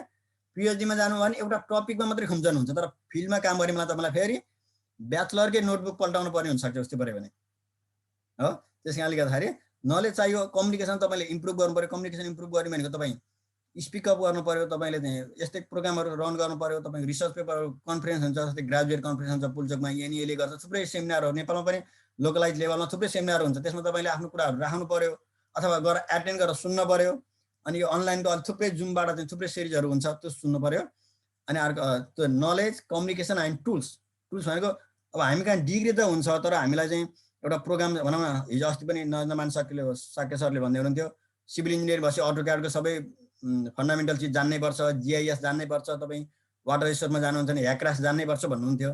त्यस्तो टुल्सहरू चाहिँ हामीले जान्नुपर्छ। त्यो टुल्स चाहिँ संसारमा कुनै पनि युनिभर्सिटीमा कोर्सहरू त होला केही होइन, मास्टर्समा जिआइएस मास्टर डिग्री होला अलि होला, तर त्यस्तो टुल्सहरू भनेरै ब्याचलरमै कलेजले पैसा तिरेर अथवा कलेजले फ्याकल्टी व्यवस्थापन गरेर त्यस्तो टुल्सहरू संसारमा कहीँ पनि सिकाउँदैन, नर्मली सिकाउँदैन कलेज। त्यो चाहिँ विद्यार्थी आफैले सिक्ने हो, प्रोएक्टिभ भएर विद्यार्थी आफैले सिक्ने हो। कति बेला हामीले कम्प्लेन गरेर आउँछौँ कि कलेजले यत्रो पैसा ल्याएको छ हामीलाई केही सिकाइदिन्न, त्यस्तो होइन।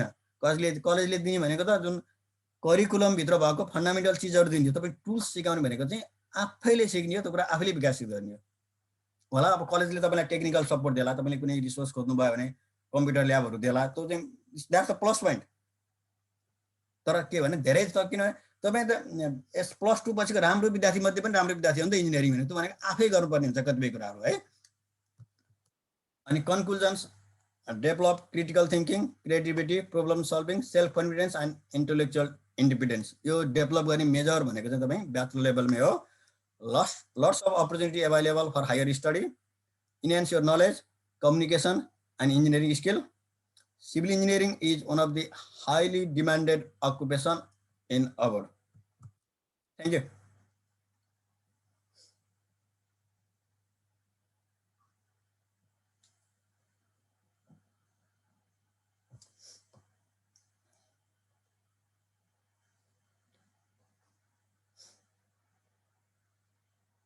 मेरो सक्यो है।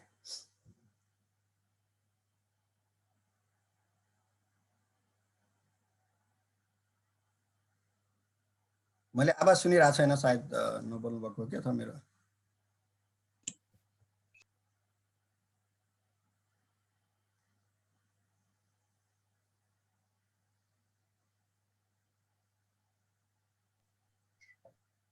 धेरै धेरै धन्यवाद सर। हजुरको यो अमूल्य समय एकदमै धेरै मेहनत गर्नु भएको छ हजुरले हाम्रो निम्ति। हामी सायद अब केही प्रश्नहरू छन्, विद्यार्थीहरूका जिज्ञासाहरू छन्, ती जिज्ञासाहरूलाई हजुरले सायद मेटाइदिनु हुनेछ भन्ने आशा लिएर म हजुर सामु केही प्रश्नहरू चाहिँ राख्न चाहन्छु। केही विद्यार्थीहरूले यही च्याट बक्स मार्फत पनि पठाएका छन् र केही व्यक्तिहरूले यहाँ पर्सनल मेसेजबाट पनि मलाई क्वेसनहरू पठाएका छन्। एकजना विद्यार्थी सोध्नुहुन्छ, युएसको ग्रेजुएट एप्लिकेसन गर्दा धेरै कलेजमा एप्लिकेसन फी हुन्छ, इन्टरनेसनल स्टुडेन्ट्स बाहिर हामीले फी वेभर माग्न पाउँछौँ कि पाउँदैनौँ भनेर सोध्नु भएको छ। यसबारे केही हजुरलाई जानकारीहरू छ? अब मैले अब युएसको चाहिँ के छ भनौँ न, ठ्याक्कै थाहा छैन। त नर्मली सबै प्रायः जसो युनिभर्सिटीहरूमा चाहिँ $100 अथवा $100 $120 यस्तो एप्लिकेसन फीहरू लाग्छ। एप्लिकेसन फी चाहिँ लाग्छ। अहिले पनि मैले भने जस्तै क्यानाडा अथवा अस्ट्रेलिया अथवा युरोपका कतिपय युनिभर्सिटीहरूले चाहिँ डेभलपिङ कन्ट्रिज भनेर चाहिँ एप्लिकेसन फी लिँदैनन्। अहिले मैले जस्तै युनिभर्सिटी अफ अल्बर्टा क्यानाडा भने, युनिभर्सिटी अफ ब्रिटिस कोलम्बिया त्यस्तो भने होइन। तर इन जेनरल युएसएमा एप्लिकेसन फीहरू लाग्छ। तर तपाईँले एप्लाई गरेपछि तपाईँकोले राम्रोसँग एप्लाई गर्नुभएको छ भने तपाईँको academic background at least first division छ, तपाईँको अलिकति रिसर्च एक्सपिरियन्स छ भने तपाईँले चाहिँ सुरुमा तपाईँलाई $100 $120 एप्लिकेसन फी तिर्नु परे पनि तपाईँकोले चाहिँ फन्डिङहरू पाउने चान्स बढी हुन्छ एउटा। अर्को कुरा तपाईँले सुरुमै एप्लाई गर्नुभन्दा पनि आफूलाई राम्रो लागेको युनिभर्सिटीको प्रोफेसरलाई इमेल गर्नुहोस्, मेरो यस्तो यस्तो ब्याकग्राउन्ड छ, म यसरी रिसर्च गर्न चाहन्छु भन्नुहोस्। प्रोफेसरसँग अपर्च्युनिटी छ भने प्रोफेसरले चाहिँ ल मसँग यस्तो छ तिमीले एप्लाई गर भनेर भन्नुहुन्छ र प्रोफेसरले चाहिँ ल एप्लाई गर भनेर भन्नुभयो भने नर्मल्ली त्यस्तो विद्यार्थीले नर्मल्ली एडमिसन पाउने सम्भावना बढी हुन्छ। एडमिसन पाउनुभयो भने तपाईँले अब फन्डिङहरू बिस्तारै पाइहाल्नुहुन्छ। त्यसपछि तपाईँको त्यो 100-150 तिरेको चाहिँ पछि रिकभर हुनसक्छ। तर एकदम इन जेनरल धेरै युनिभर्सिटीमा चाहिँ हामीलाई भनेर ट्युसन फी के एप्लिकेसन फी चाहिँ छुट छैन है। धन्यवाद सर। एउटा अर्को क्वेसन छ, application specific graduate application form नै भएको युनिभर्सिटीहरूमा पोटेन्शियल एडभाइजरलाई एप्लाई गर्न अगाडि कन्ट्याक्ट गरेको राम्रो हुन्छ र भनेर क्वेसन गर्नु भएको छ। अब त्यो चाहिँ देशहरू पछि युनिभर्सिटीहरू पछि हुन्छ। कतिपय युनिभर्सिटीहरूमा होइन, कतिपय युनिभर्सिटीमा के हुन्छ भने प्रोफेसरले अब किन अब डेभलप कन्ट्रीमा अथवा राम्रो युनिभर्सिटीमा त संसारभरिबाट एप्लाई गरे हुन्छ हैन, 200 कन्ट्रीबाट दिनकै 100 जना प्रोफेसरले के स्टुडेन्टको मेल आएको हुनसक्छ। त्यही भएर सबै प्रोफेसरले त्यो मेललाई चाहिँ रिप्लाई गर्न अथवा हेर्न नसक्छन्। त्यही भएर कुनै कुनै युनिभर्सिटीमा के हुन्छ भने डिपार्टमेन्ट थ्रु, विशेष गरी युनाइटेड स्टेटको है, तपाईँले इमेल पहिला प्रोफेसरलाई इमेल गर्दामा केही बिग्रदैन है, त्यसले त्यसो नेगेटिभ इम्प्याक्ट पर्छ भन्ने पर्सनल्ली मलाई लाग्दैन। कतिपय के हुन्छ भने युनिभर्सिटीमा चाहिँ अब प्रोफेसरलाई धेरै मेल आएको, प्रोफेसरको अरू व्यक्तिगत काम, अरू आफ्नो रिसर्च, आफ्नो पर्सनल काम हुने भएको भएर डिपार्टमेन्ट थ्रु एप्लाई गर्ने, डिपार्टमेन्टले चाहिँ एउटा स्ट्यान्डर्ड तोकेर सर्टलिस्ट गर्दै हुन्छ। सर्टलिस्ट गरेको स्टुडेन्ट चाहिँ डिपार्टमेन्टको एउटा बक्समा हुन एउटा चाहिँ प्लेटफर्ममा राखेको हुन्छ। त्यहाँबाट चाहिँ प्रोफेसरले चाहिँ के हुन्छ भने सिलेक्ट गर्ने हुन्छ। र तपाईँले अगाडि नै मेल गर्नुभएको छ र तपाईँको चाहिँ एकाडेमिक अथवा रिसर्च क्रेडेन्सियल राम्रो छ भने तपाईँले अगाडि नै प्रोफेसरलाई इन्फर्म गर्नुभएको छ भने त्यो बकेटबाट तपाईँलाई सिलेक्ट गर्ने चान्स पनि हुन्छ। धन्यवाद सर। एउटा अर्को क्वेसन क्यानाडासम्म पनि सोध्नु भएको छ एउटा साथीले। क्यानाडामा भिसा रिजेक्ट हुने कारण के हो? पछिल्लो समय धेरै रिजेक्ट भइरहेछ, केही स्पेसिफिक कारण छ र भनेर सोध्नु भएको छ। क्यानाडामा यस्तो छ, क्यानाडामा चाहिँ अहिले धेरै जसो स्टुडेन्टहरू क्यानाडा आइएलनी भनेर नर्मली स्टुडेन्टहरूलाई के छ भने यहाँको युनिभर्सिटीहरू एप्लाई गर्नु हुँदैन, पोस्ट ग्रेजुएट भन्ने एप्लाई गर्नुहुन्छ, पिजी कोर्सहरू भन्ने छ। पिजी कोर्सको के छ भने तपाईँले आज एप्लाई गर्नुभयो भने 8-9 घन्टामा तपाईँलाई एडमिसन लेटर पठाइदिइहाल्छ, 8-9 घन्टामा है। तपाईँ र राम्रो युनिभर्सिटी भनौँ न, युनिभर्सिटी एप्लाई गर्नु भने तपाईँले आज एप्लाई गर्नु भने कम्तीमा 3-4 महिना लाग्छ तपाईँको डिसिजन आउनलाई। भनेपछि जसले पिजी कोर्सहरूमा एप्लाई गर्नुभएको छ, पिजी कोर्समा एप्लाई गर्दाखेरि मेरो एक्सपिरियन्स चाहिँ है, म त कन्सल्टिङ गरेर धेरै स्टुडेन्टसँग डिल गरेको व्यक्ति त होइन होइन, मेरो सर्कलको अनुसार, मेरो अनुभव अनुसार चाहिँ पिजी कोर्समा चाहिँ भिजा रिजेक्ट हुने सम्भावना एकदम 50-50 जस्तो देखिन्छ। भने युनिभर्सिटीमा एप्लाई गर्नुभयो भने तपाईँ एकचोटि भिजा रिजेक्ट भयो भने फेरि एप्लाई गर्न सक्नुहुन्छ। युनिभर्सिटीमा चाहिँ भिजा रिजेक्ट हुने प्रोबाबिलिटी कम छ। तर तपाईँले डकुमेन्ट चाहिँ मैले भने तपाईँको स्टेटमेन्ट अफ पर्पजदेखि लिएर अरू डकुमेन्टहरू पनि तपाईँले राम्रोसँग बनाउनु पर्ने हुन्छ। त तपाईँ आफैले बनाउनुहोस् के। तपाईँ इन्जिनियरिङको हुनुहुन्छ, कन्सल्टेन्सीमा गएर स्टेटमेन्ट अफ पर्पज 2000 रुपियाँ दिएर स्टेटमेन्ट अफ पर्पज बनाइदिनुहुन्छ। कन्सल्टेन्सीको त टेक्निकल मान्छे होइन नि त उहाँहरू त कहीँबाट कपी पेस्ट गरिदिनुहुन्छ, इन जेनरल बनाइदिनुहुन्छ। किनभने उहाँलाई जसरी हो त्यही आफ्नो रिसर्च, आफ्नो एरियाको स्टेटमेन्ट अफ पर्पज आफै लेख्नुहोस्, युनिभर्सिटी एप्लाई गर्नुहोस्, भिजा चाहिँ लाग्ने सम्भावना बढी हुन्छ भन्छु म चाहिँ। अब किनभने अरू कतिपय कुराहरू तपाईँको डकुमेन्टेसन पनि भर पर्छ होला। हस्, धन्यवाद सर। एउटा अर्को प्रश्न, धेरै जसो विद्यार्थीले युएस नै ताकिरहेका हुन्छन्, पक्कै पनि युएसमा अपर्च्युनिटी त बढी होला, तर युएस बाहेक क्यानाडा, युरोप, अस्ट्रेलियातिर इन्जिनियरको लाइफ के कस्तो छ?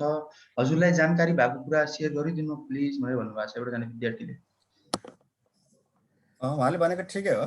अब युएसमा चाहिँ बढी अपर्च्युनिटीहरू पनि छ, युनिभर्सिटी पनि धेरै छ नि त। तपाईँ जस्तै गुगल गरेर हेर्नु न, अस्ट्रेलियामा कति छ युनिभर्सिटी अथवा क्यानाडामा कति छ। क्यानाडामा चाहिँ नर्मल्ली एउटा प्रोभिन्समा 1-2टा छ, ओन्टारियो बाहेक, पब्लिक इन्टरनेसनल। अब अमेरिकामा त थाउजन्ड्स युनिभर्सिटी छ, त्यस कारणले गर्दा पनि अपर्च्युनिटी एडमिसन पाउने चान्स पनि बढी हुन्छ। अरू हिसाबले ल्यान्ड अफ अपर्च्युनिटी भन्छ, अफकोर्स अपर्च्युनिटीहरू पनि बढी छ होइन। अनि त्यस कारणले गर्दा अब हो सबैजना हाम्रो अब मेरै क्लासको धेरै साथीहरू पनि 75% त युएसमै हुनुहुन्छ होइन। अरू साथीहरू अब अरू अपर्च्युनिटी अरू स्कलरसिपको कारणले गर्दा बाहिर हुनुहुन्छ। तर युरोपतिर गएर उतै काम गर्ने, नर्वेतिर गएर काम गर्ने अथवा नर्वे एनटियुनीमै नेपाली प्रोफेसर हुनुहुन्छ भन्नाले अब त्यतातिर गएर काम गर्ने, राम्रो गरेर युके बेलायतमा गएर थुप्रै साथीहरू हुनुहुन्छ। र उहाँले भने जस्तै धेरै जसो साथीहरू चाहिँ युएसमै हुनुहुन्छ, त्यो ठिकै हो। एउटा अर्को प्रश्न छ, सबैभन्दा ठुलो कन्फ्युजन नै ब्याचलर पछि मास्टर्स गर्ने कि जब गर्ने, के गर्दा ठिक होला, यसका फाइदाहरू के छन् र बेफाइदाहरू के छन्, यसको बारेमा भनिदिनु न भनेर भन्नुभएको छ एकजना विद्यार्थी। मैले 2टा अघि 3टा स्लाइड बनाएको थिएँ है। यस भेरी टफ, यो चाहिँ अब तपाईँ किनभने धेरै कुराले फरक पर्छ क्या। अब तपाईँ हाम्रो भनौँ न हामी मिडल क्लासको हो कि अथवा तपाईँको कतिपय साथीहरूलाई चाहिँ भनौँ न पिएचडीसँग पनि फ्यामिली सपोर्ट गर्ने हुन खालको छ, तपाईँको क्यारियर प्लान के छ, यो चाहिँ अब भेरी इन्डिभिजुअल स्पेसिफिक है। किनभने अब कतिपय कुराहरू डेस्टिनीले पनि कभर के भन्छ आफै पनि हुँदै जान्छ क्या। म भनौँ न म त तपाईँहरूको डिपार्टमेन्टको हाम्रो एचओडी अर्जुन सर हामीसँगै ओभरसिट पढायो। त्यति बेला हाम्रो उद्देश्य नै ओभरसिट पढेर जाहिर खाने भन्ने थियो। अर्जुन सरले त केही समय खानुभयो होला, मैले त ओभरसिट जाहिर कहिले पनि खाइएन। भनेपछि अब कतिपय कुरा चाहिँ के भने टाइमले, सिचुएसनले, तपाईँको फ्यामिली ब्याकग्राउन्ड, तपाईँको आफ्नो हुन्छ नि कहिले म बाहिर जान्न भन्ने खालको छ। तर त्यस कारणले गर्दा के भने जब एक्सपिरियन्स, तपाईँ प्रोफेसनल जब गर्नुहुन्छ भने जब एक्सपिरियन्स भएर नेगेटिभ केही हुन्छ भन्ने लाग्दैन मलाई चाहिँ व्यक्तिगत। तपाईँले केही न केही सिक्नुहुन्छ होइन हो। तर अर्को चाहिँ के भने अर्को अब त होइन म बाहिर गइहाल्छु भने त त्यसलाई म प्रमोट गर्दिनँ है। तर बाहिर गइहाल्छु भन्ने हो भने बाहिर आएर मास्टर चाँडो पढेर राम्रै सेटल पनि हुन सकिन्छ होइन। त्यसको त्यो चाहिँ इट्स पर्सनल स्पेसिफिक। एउटा कुरा म भन्छु है, यो भिजा कति छ, के लाग्छ, यो यो इमिग्रेसनको प्रोसेसदेखि यस्तो कुराहरू चाहिँ I'm not right person to say है। कति त्यो चाहिँ त्यस कारणले गर्दा त्यो कुरा चाहिँ आफै गर्नु होला। मलाई चाहिँ अलिकति यो सब्जेक्टको लागि यो कता होला, रिसर्चको अपर्च्युनिटी कस्तो छ, फन्डिङको कस्तो, त्यस्तो क्वेसन भयो भने चाहिँ मलाई सजिलो हुन्छ मेरो ब्याकग्राउन्ड अनुसार होइन। र भिसा कति लाग्छ यस्तो भयो भने चाहिँ I'm not right person to say होइन। त्यो फेरि कहिले हुँदा पनि हुँदैन है। हस् सर, एउटा अर्को प्रश्न छ, 70% प्लस क्राइटेरियाको बारेमा नि बुझ्न पाए हुन्थ्यो भनेर साथीले एउटा क्वेसन पठाउनु भएको छ। यो क्वेसन मैले अघि भनिहालेँ, मैले थुप्रै मेरो साथीहरू फर्स्ट डिभिजन, जस्तै क्यानाडाको कुरा हेर्नुहुन्छ भने क्यानाडाको प्रायः जसो युनिभर्सिटीले के भन्छ नि मिनिमम 3 GPA भने हुन्छ अर फर्स्ट डिभिजन भने हुन्छ होइन। फर्स्ट डिभिजन छ र राम्रो छ भने चाहिँ तपाईँले भनौँ एबभ द एभरेज युनिभर्सिटीमा तपाईँले, तर किनभने ओभर द नाइट हुँदैन होइन। तर तपाईँले डकुमेन्टहरू राम्रो बनाउनु पऱ्यो, तपाईँको अलिकति रिसर्च एक्सपिरियन्स छ, तपाईँले केही तपाईँको राइटिङ पेपरहरू अथवा केही रिपोर्टहरू छ कि पेपर अथवा रिपोर्ट लेख्ने भनेको तपाईँको त रिपोर्ट मात्रै होइन कि तपाईँको कम्युनिकेसन स्किलहरू पनि हो होइन। त्यो कुरा पनि गभर्न गर्छ। त्यस्तो कुरा छ भने मैले थुप्रो फर्स्ट डिभिजन ल्याएको साथीहरू 70-72% भएको साथीहरूले राम्रो युनिभर्सिटीमा गएर राम्रो गरेको र राम्रो प्रोफेसनल जब गरेको देखेको छु। हस् सर, एकजना पास आउट सिनियर दिदीले प्रश्न पठाउनु भएको छ, जापानमा मास्टर्स पढ्नको लागि 2 इयर ल्याङ्ग्वेज सिक्नु नै पर्ने हो सर भनेर पठाउनु भएको छ। हजुरलाई केही जानकारी छ यसको बारेमा? अब यस्तो छ, जापानको कतिपय युनिभर्सिटीहरू चाहिँ इङ्ग्लिस मिडियममा पढाउँछन्। जस्तै मलाई जापानिज हाई एन्ड हेलो भन्न त्यति बेला आउँथ्यो, अलिकति पनि बिर्सिसकेँ होइन। मैले जापानिज पढेर गएको होइन है। जस्तै Tokyo university, Kyoto university, Saitama, त्यसपछि होक्काइडो युनिभर्सिटी, थुप्रो युनिभर्सिटीमा चाहिँ मास्टर डिग्री चाहिँ इङ्ग्लिस मिडियममा पढाउँछ। अब त्यहाँको कम्युनिकेसनसँग भिन्नलाई, त्यहाँको मान्छेसँग भिन्नलाई, त्यहाँको डेली लाइफमा सजिलो बनाउनलाई फन्डामेन्टल जापानिज जान्न त पर्छ। तर जापानको राम्रो टप युनिभर्सिटीमा मास्टर पढ्नको लागि जापानिज जानेकै हुनुपर्छ भन्ने छैन। जाने भाषा त जाने भने बेस्ट, तपाईँको पर्सनालिटी अथवा तपाईँको धेरै कुरालाई त्यसले सजिलो बनाउँछ, जान्नै पर्छ भन्ने छैन। तर कतिपय युनिभर्सिटीहरूमा चाहिँ धेरै युनिभर्सिटीहरूमा जापानिज भाषामा पढाउँछ। तपाईँ त्यस्तो ठाउँमा जानुभयो भने चाहिँ तपाईँले जापानिज सिक्नुपर्छ। तर नेपालबाट जाने स्कलरसिपमा जाने ADB, MEXT, world bank, JICA थुप्रै स्कलरसिपमा जाने युनिभर्सिटीहरूमा चाहिँ जापानिजमा पढाइँदैन, इङ्ग्लिसमै पढाइन्छ। त्यस कारणले गर्दा जापानिज म्यान्डेटरी हो भन्ने छैन है। तर भाषा जानेको नराम्रो चाहिँ होइन। सर, एउटा प्रश्न आएको छ एकजना पुल्चोकको दाइबाट, क्यानाडामा मास्टर्सको लागि धेरै फन्डिङ दिँदैन भन्ने कुरा सुनिएको छ, यो कुरा सत्य हो कि होइन सर भनेर क्वेसन पठाउनु भएको छ। अब होइन, त्यो चाहिँ यस्तो छ, मैले भनिहालेँ अरू देशको तुलनामा क्यानाडामा पब्लिक युनिभर्सिटी पनि कमै छ क्या। जस्तै किनभने यहाँको एउटा प्रोभिन्समा एउटा दुईटा युनिभर्सिटीहरू छ पब्लिक युनिभर्सिटी। इभन ओन्टारियोमा चाहिँ टोरन्टोमा थुप्रो युनिभर्सिटी छ। नत्र भने तपाईँ युनिभर्सिटी अफ अल्बर्टा भनेको नेपालभन्दा 5 गुणा ठुलो छ लगभग। युनिभर्सिटी अल्बर्टा, युनिभर्सिटी अफ क्यालगरी, यी दुईटा मेजर युनिभर्सिटी हो त्यो प्रोभिन्समा। अरूमा जानु भने त्यस्तै छ क्या, भनेको यहाँ युनिभर्सिटी नै हार्डली इन्टरनल स्टुडेन्ट सजिलै लिने युनिभर्सिटी 40-50 वटा यस्तै छ। अरूमा चाहिँ 100 वटा 1000 वटा पनि होला, 500-600 वटा। यहाँ युनिभर्सिटी एकदम कम भएको कारणले गर्दाखेरि अनि यहाँ चाहिँ अरू देशको तुलनामा चाहिँ अपर्च्युनिटी कम भयो नि त, युनिभर्सिटी कम भएपछि। अनि फन्डिङ पनि अरू देशको तुलनामा कम नै लाग्छ मलाई चाहिँ। मैले अब मेरो साथीहरू धेरै युएसमा अथवा अस्ट्रेलियामासँग तुलना गर्दाखेरि फन्डिङ। तर यदि तपाईँको राम्रो एकाडेमिक ब्याकग्राउन्ड छ, एकाडेमिक ब्याकग्राउन्ड डजन्ट मिन तपाईँको जिपिए 90% छ भन्ने मात्रै होइन कि, अरू तपाईँको ब्याकग्राउन्ड छ भने तपाईँलाई सर्भाइभ हुने गरेर तपाईँलाई अलिकति पकेट खर्च पुग्ने गरेर फन्डिङहरू पाइन्छ। थुप्रो साथीहरू म लगायत हामी थुप्रो साथीहरू चाहिँ यहीँ आएर भनौँ स्कलरसिपमा आएर पढेका छौँ।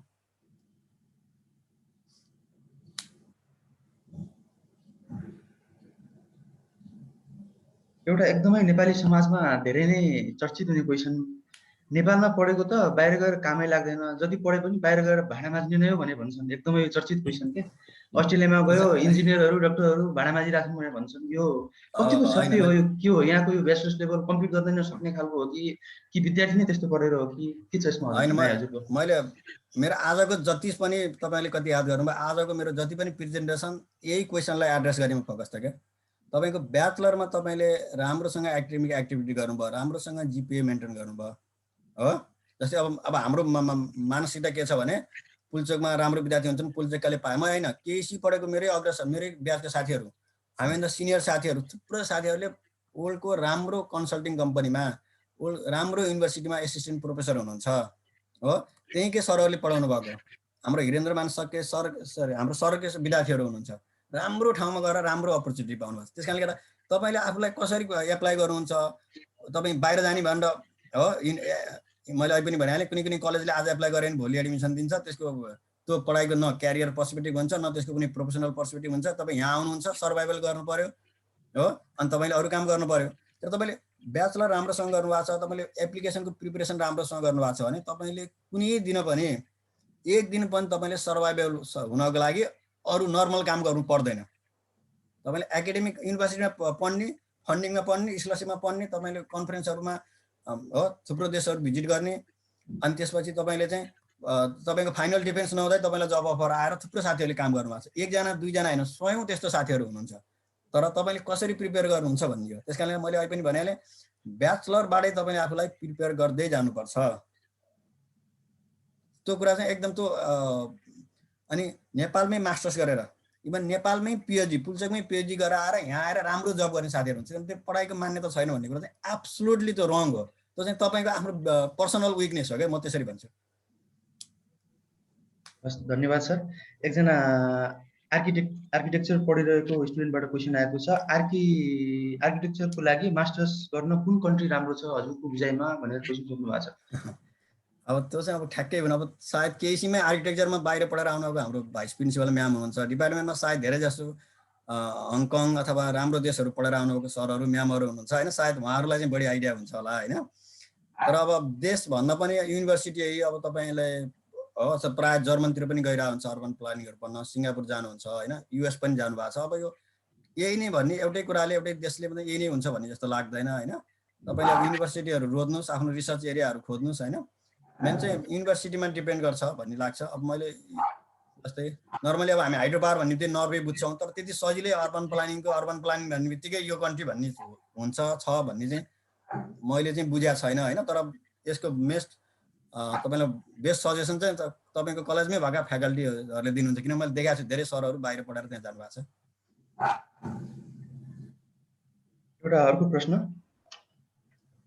यो फोर्थ इयरमा अहिले पढिरहेका, थर्ड र फोर्थ इयरमा पढिरहेका विद्यार्थी जो चाहिँ रिसर्च गर्न अलिकति इच्छुक हुनुहुन्छ, उहाँहरूलाई चाहिँ जसलाई केही पनि थाहा छैन रिसर्चको बारेमा, हजुरले चाहिँ कसरी के सजेसन दिनुहुन्छ? 1, 2, 3 स्टेपमा, पहिला यो गर, त्यसपछि यो गर, त्यसपछि यो गर। मैले अघि मेरो एउटातिर स्लाइड त्यसमै थियो है, कसरी चाहिँ रिसर्च टपिक। मेन त तपाईँले अब हाम्रो न्युज मिडियाहरूमा आएको जुन हुन्छ नि सोसियल प्रब्लमहरू, जस्तै हाम्रो टेक्निकल प्रब्लमहरू के छ भनौँ न, ठाउँ ठाउँमा पुलहरू भत्किया छ होइन हो, किन भत्कियो भनेर तपाईँले एकदम इनडेप्थ गर्नुपर्छ भन्ने छैन। सामान्य कन्स्ट्रक्सनमा प्रब्लम हो के हो त्यस्तो कुराहरू, हाम्रो लोकल तथा नेसनल प्रब्लमहरू के छ त्यो कुराहरू चाहिँ तपाईँले कहाँबाट थाहा हुन्छ। तपाईँको एउटा कुरा चाहिँ हाम्रो न्युज मिडियामा आएको इन्जिनियरिङ प्रब्लमहरू के छ, अहिले त इन्जिनियरिङकै न्युज पेपर वगैरह अनलाइन न्युजहरू पनि छ, त्यसमा हुन्छ होला।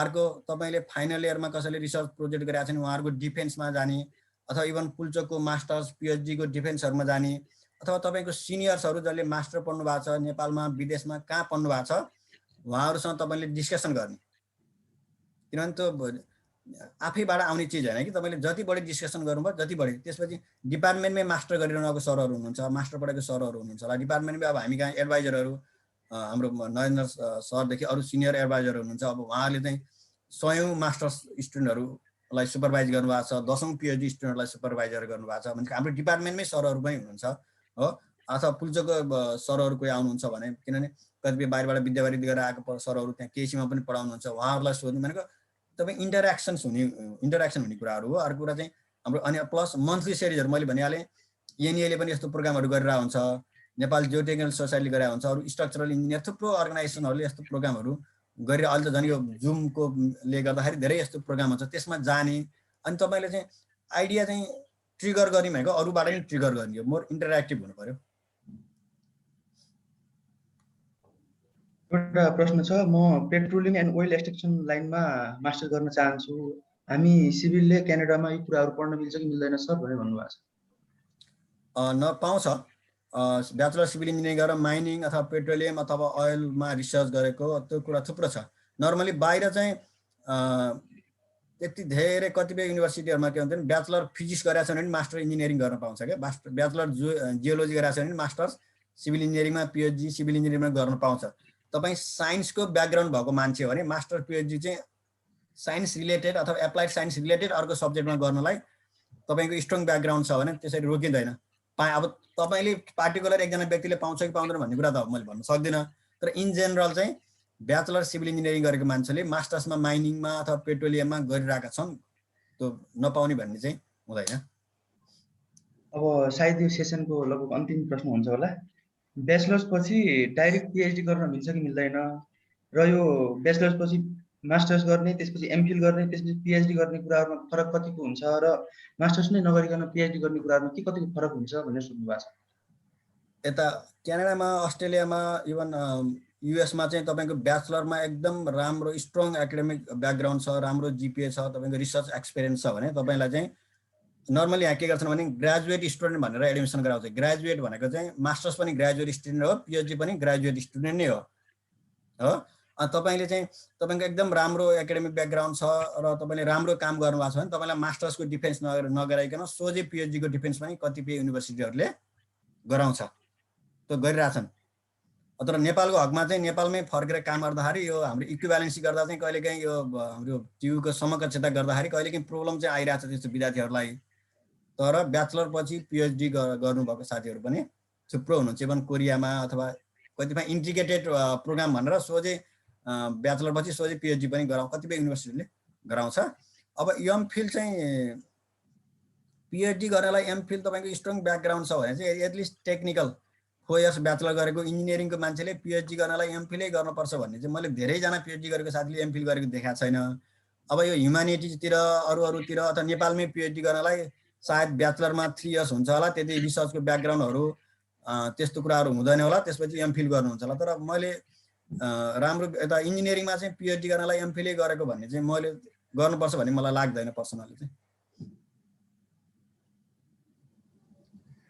धन्यवाद सर अब अन्तिममा फेरि पनि केही शब्दहरु राख्दिनु हुन म फेरि पनि केशव सरलाई अनुरोध गर्दछु प्रोग्रामको बारेमा केही शब्दहरु धन्यवाद मलाई चाहिँ एकदम अब मैले हिरेन्द्र सरलाई देखिरहेको छु हैन अरु सरहरुलाई त मैले देखिन एकदम खुसी पनि लाग्यो एकदम अब मलाई चाहिँ अब यो पहिलेबाट चाहिँ स्टुडेन्टहरुसँग इन्भल्भ हुनलाई चाहिँ अलिकति रमाइलो लाग्छ टिचिङ चाहिँ मेरो आफ्नो एकदम इन्ट्रेस्टको पेशा हो हैन हुनाले त म पीएचडी पछि अहिले म इन्डस्ट्रीमा काम गरिरहेको छु तर पनि म यता बसे पनि मैले सायद प्राय स्टुडेन्टहरुसँग विशेषले यङ माइन्डहरुसँग यङ इन्जिनियरहरुसँग इन्टरेक्सन गर्नलाई चाहिँ मैले दिने भन्दा पनि मैले सिक्ने कुराहरु धेरै हुन्छ भन्ने लाग्छ किनभने अब हुन त हामीले ब्याचलर गरेको 12-13 वर्ष भयो तर हामीले ब्याचलर गर्दाखेरि एउटा डेस्कटपमा सबैजना घुरियो सीआईटीमा गएर सबैजना घेरिएर प्रोजेक्ट गर्थ्यौं किनभने अहिलेको यङ जेनेरेसन त रिसर्चको हिसाबले अरु सबै नलेजको हिसाबले चाहिँ हामीभन्दा धेरै अगाडि हुनुहुन्छ तर प्रब्लम के छ भने त्यसलाई अप्टिमाइजेसन त्यसलाई राम्रोसँग युज चाहिँ गर्नु भएको छैन है त्यो चाहिँ अलिकति चित्त दुख्छ हैन तर यङ विद्यार्थीहरुसँग इन्टरेक्सन हुनलाई मलाई जहिले पनि रमाइलो लाग्छ त्यसमाथि केसी भनेको चाहिँ केही न्युज आयो कतै र केसी भनेर आयो भने चाहिँ त्यो न्युज खोलिहालिन्छ क्या। किनभने अब त्यो मेरो चाहिँ अब भनौँ न अहिले जति जुन ब्याकग्राउन्डमा चाहिँ अलिकति फन्डामेन्टल स्टोन भनेको नै केही हो, त्यहाँबाटै म आएँ, त्यहीँकै भनौँ न त्यही एउटा अपर्च्युनिटी सरहरूले दिनुभयो, त्यसलाई मैले अलिकति स्टेप अप गर्दा गर्दै अब अहिले भनौँ एउटा सामान्य क्यानाडामा एउटा इन्जिनियरिङको जाहिर गरेर बसिरहेको छु होइन। त्यस कारणले गर्दाखेरि मलाई चाहिँ एकदम खुसी लाग्यो। अब यो 1 घन्टाको प्रोग्राममा त त्यति धेरै इन्टरेक्सन हुँदैन। यदि कसैलाई चाहिँ अनेस्टली एकाडेमिक एडभाइजर सम्बन्धी अथवा फर्दर स्टडी सम्बन्धी कसैलाई केही क्वेसन छ भने चाहिँ मलाई इमेल गर्न सक्नुहुन्छ होइन। हाम्रो जनकजीलाई म इमेल सेयर गरौँला अथवा हाम्रो अर्जुन सरलाई। अहिले पनि मैले भने भिजा अथवा यस्तो उस्तो त्यति चाहिँ आई डोन्ट नो, म त्यस बारेमा मलाई थाहा पनि हुँदैन। तर एकाडेमिक कहाँ गएर पढ्ने, मैले के गर्नु पर्ला भन्ने खालको तपाईँले कुनै रिसर्च प्रोजेक्ट गर्नुभएको छ र मेरो नलेजले भएसँग मैले के इनपुट दिनुपर्छ भने चाहिँ आइ एम ह्याप्पी। र आजको प्रोग्राममा चाहिँ मैले यसरी अब प्रेजेन्टेसन गर्न पाएँ होइन। मेरो अफिस नै छोडेर मैले प्रोग्राम गरिरहेको छु, मलाई एकदम खुसी लागिरहेको छ क्या अहिले चाहिँ एकदम। अब धेरै पछि केसीसँग फेरि पनि इङ्गेज हुन पाइयो। It's my pleasure. Thank you. धन्यवाद सर। अब हाम्रा आदरणीय गुरु प्रोफेसर इन्जिनियर हिरेन्द्रमान प्रधान सरलाई केही शब्दहरू राखिदिनु हुन अनुरोध गर्दछु। सबैलाई नमस्कार। अब केशव शर्मा सरलाई चाहिँ धेरै बधाई छ र चाहिँ उहाँले सबै नै समेटेर भनिसकेछ हैन। अब रिसर्चको बारेमा भन्दाखेरि मेरो रिसर्च टपिक के हुन सक्छ त भन्दाखेरि हाम्रो केइसीमा विद्यार्थीहरू किन पढ्दैन, सबै त होइन तर धेरैले किन पढ्दैन, that is my research topics. त्यसै मैले पढ्लाउनै सकिरहेको छैन होइन, त्यो इन्ट्रेस्टको कुरा हो। अब म जनकजीलाई पनि सोध्छु होइन, तपाईँले त्यही टपिक्समा लिएर वाइ, किनभने आमा बाउले त्यत्रो पैसा लगानी गरेर आफ्नो छोराछोरी इन्जिनियर बनोस् राम्रोसँग 4 वर्षमा भन्ने त्यत्रो चाहिँ नि लगानी गरेको छ। त्यो हुनाहुनै पनि विद्यार्थी भाइ बहिनीले किन चाहिँ पढ्दैन त? That is my research topics होइन। अब म चाहिँ हाम्रो जनकजीलाई नै भन्छु, अरू चाहिँ विद्यार्थी भाइ बहिनीलाई पनि सोध्छु, दिस टपिक चाहिँ नि मेरो लागि चाहिँ च्यालेन्जिङ छ कि। हुन त अब प्राइभेट क्याम्पसमा चाहिँ केइसी चाहिँ राम्रै छ, नम्बर 1 छ भन्ने सुनेछु होइन। तैपनि मेरो हिसाबमा विद्यार्थी भाइ बहिनीले सिकेको छैन भने त्यसलाई म राम्रो मान्दिनँ। फेरि सिक्ने भनेर खालि एकाडेमिक मात्रै सिक्ने होइन, अघि नै भनिहाल्यो केशवले बारम्बार चाहिँ के भयो भने कम्युनिकेसन के भइरहेछ, यसलाई कसरी गरौँ भन्ने चाहिँ साथीहरूलाई चाहिँ टिम वर्कमा आदान प्रदान गर्यो भने धेरै कुराहरू सिकिन्छ भन्ने कुराहरू आइराखेको छ। त मैले पनि भनिरहेको छु कि टिम वर्क हो भनेर। मैले एउटा कथा पनि भन्थेँ, खरायो र कछुवाको। धेरै चाहिँ मेरो आफ्नै साथीहरूले पनि जहिले पनि त्यही भन्छ, विद्यार्थी बहिनीले त्यही सुन्ने भन्छ। अझ पनि म त्यही दोहोऱ्याउन चाहन्छु कि त्यो आफैले प्रश्न गर्ने हो। जस्तै बिई पढ्न आउँदाखेरि म कहाँ जाने त, मैले काम गर्ने कि, अघि केशव सरले भनिहाले कि फ्यामिली ब्याकग्राउन्ड अनुसार हुन्छ, कसै चाहिँ बिई सक्नासाथ काम गर्नुपर्ने होला, कसैले चाहिँ मास्टर्स गर्ने भन्ने होला, कसैले पिएचडी गर्ने भन्ने। त्यो सुरुमै चाहिँ नि why I am studying here as an engineer, चाहे सिभिल होस्, चाहे इलेक्ट्रोनिक्स होस्, चाहे कम्प्युटर होस्, मैले यो इन्जिनियर किन पढिराखेँ, म कहाँ पुग्ने भन्ने गन्तव्य चाहिँ नि फिक्स गर्नुपर्छ लाग्छ मलाई। अनि यो इन्जिनियरिङले त जस्ट बेसिक मात्रै हो, यो बेसिकलाई लिएर म कहाँ पुग्ने त्यो प्रश्न चाहिँ नि सुरुदेखि नै गराउनु सकेको भए राम्रो हुन्छ। आज केशव सरले चाहिँ मलाई आँखा पनि खोलिदियो। म सुरुमै अब भन्छु, म where you want to go after this 4 years of engineering, कहाँ जाने त अहिले नै डिसाइड गर। त्यही अनुसार चाहिँ नि समय दियो, मेहनत गर र आफूलाई नयाँको चिज चाहिँ सोध। अहिले पनि एउटा चाहिँ हाम्रो चाहिँ प्याल भन्ने चाहिँ एउटा अर्गनाइजेसन छ, आइआइटीबाट पास भएकोले बनाएको छ भोलिन्टियरली। त्यसमा चाहिँ 3D को बारेमा भोलि चाहिँ नि एउटा जुमबाट मिटिङ हुनेछ। त्यहाँ रेजिस्टर आजै गर्नुपर्ने, रेजिस्टर गर्दाखेरि त्यहाँ अब वाट्सएपको चाहिँ नम्बर दियो भने कि मैले बुझेन कि वाट्सएपको पनि नम्बर हुन्छ कि भने मैले मेरो साथीलाई सोधिहालेँ यो वाट्सएप नम्बर के हो भन्दाखेरि त्यो मोबाइल नम्बर भन्ने सिम्पल थिङ नि होइन। अब मैले यो सोध्यो भने त म त केही थाहा नभएको होला भन्ने चाहिँ फिलिङ हुन्छ नि। त्यो सोच्दाखेरि, क्वेसनहरू सोच्दाखेरि, आफूले थाहा नभएको कुरा सोच्दाखेरि केही कमी कमजोर चाहिँ हुन्छ भन्ने मलाई लाग्दैन। यदि मैले नसोचेको भए कसैले कसैले सोध्नुपर्छ होला अथवा मैले गुगल आउट गर्नुपर्छ होला, धेरै समय लाग्छ होला, मेरो समय पनि त्यसैमा जान्छ होला। त्यसकारण इमिडिएटली मेरो साथीले सोधे what you mean by WhatsApp number भन्दाखेरि यो मोबाइल नम्बर भन्थ्यो। आई डिडन्ट नो है, एक्सेप्ट गरौँ। If you don't know something I don't know भनौँ, if you want to know something त्यही भएर रिसर्चहरू सुरु हुन्छ कि। त्यसकारण प्रश्न चिन्हले नै सबै कुराहरू सिकाउँछ। वाइ कुनै चाहिँ टपिक्स पढ्दाखेरि म यो टपिक्स किन पढिरहेको छु त।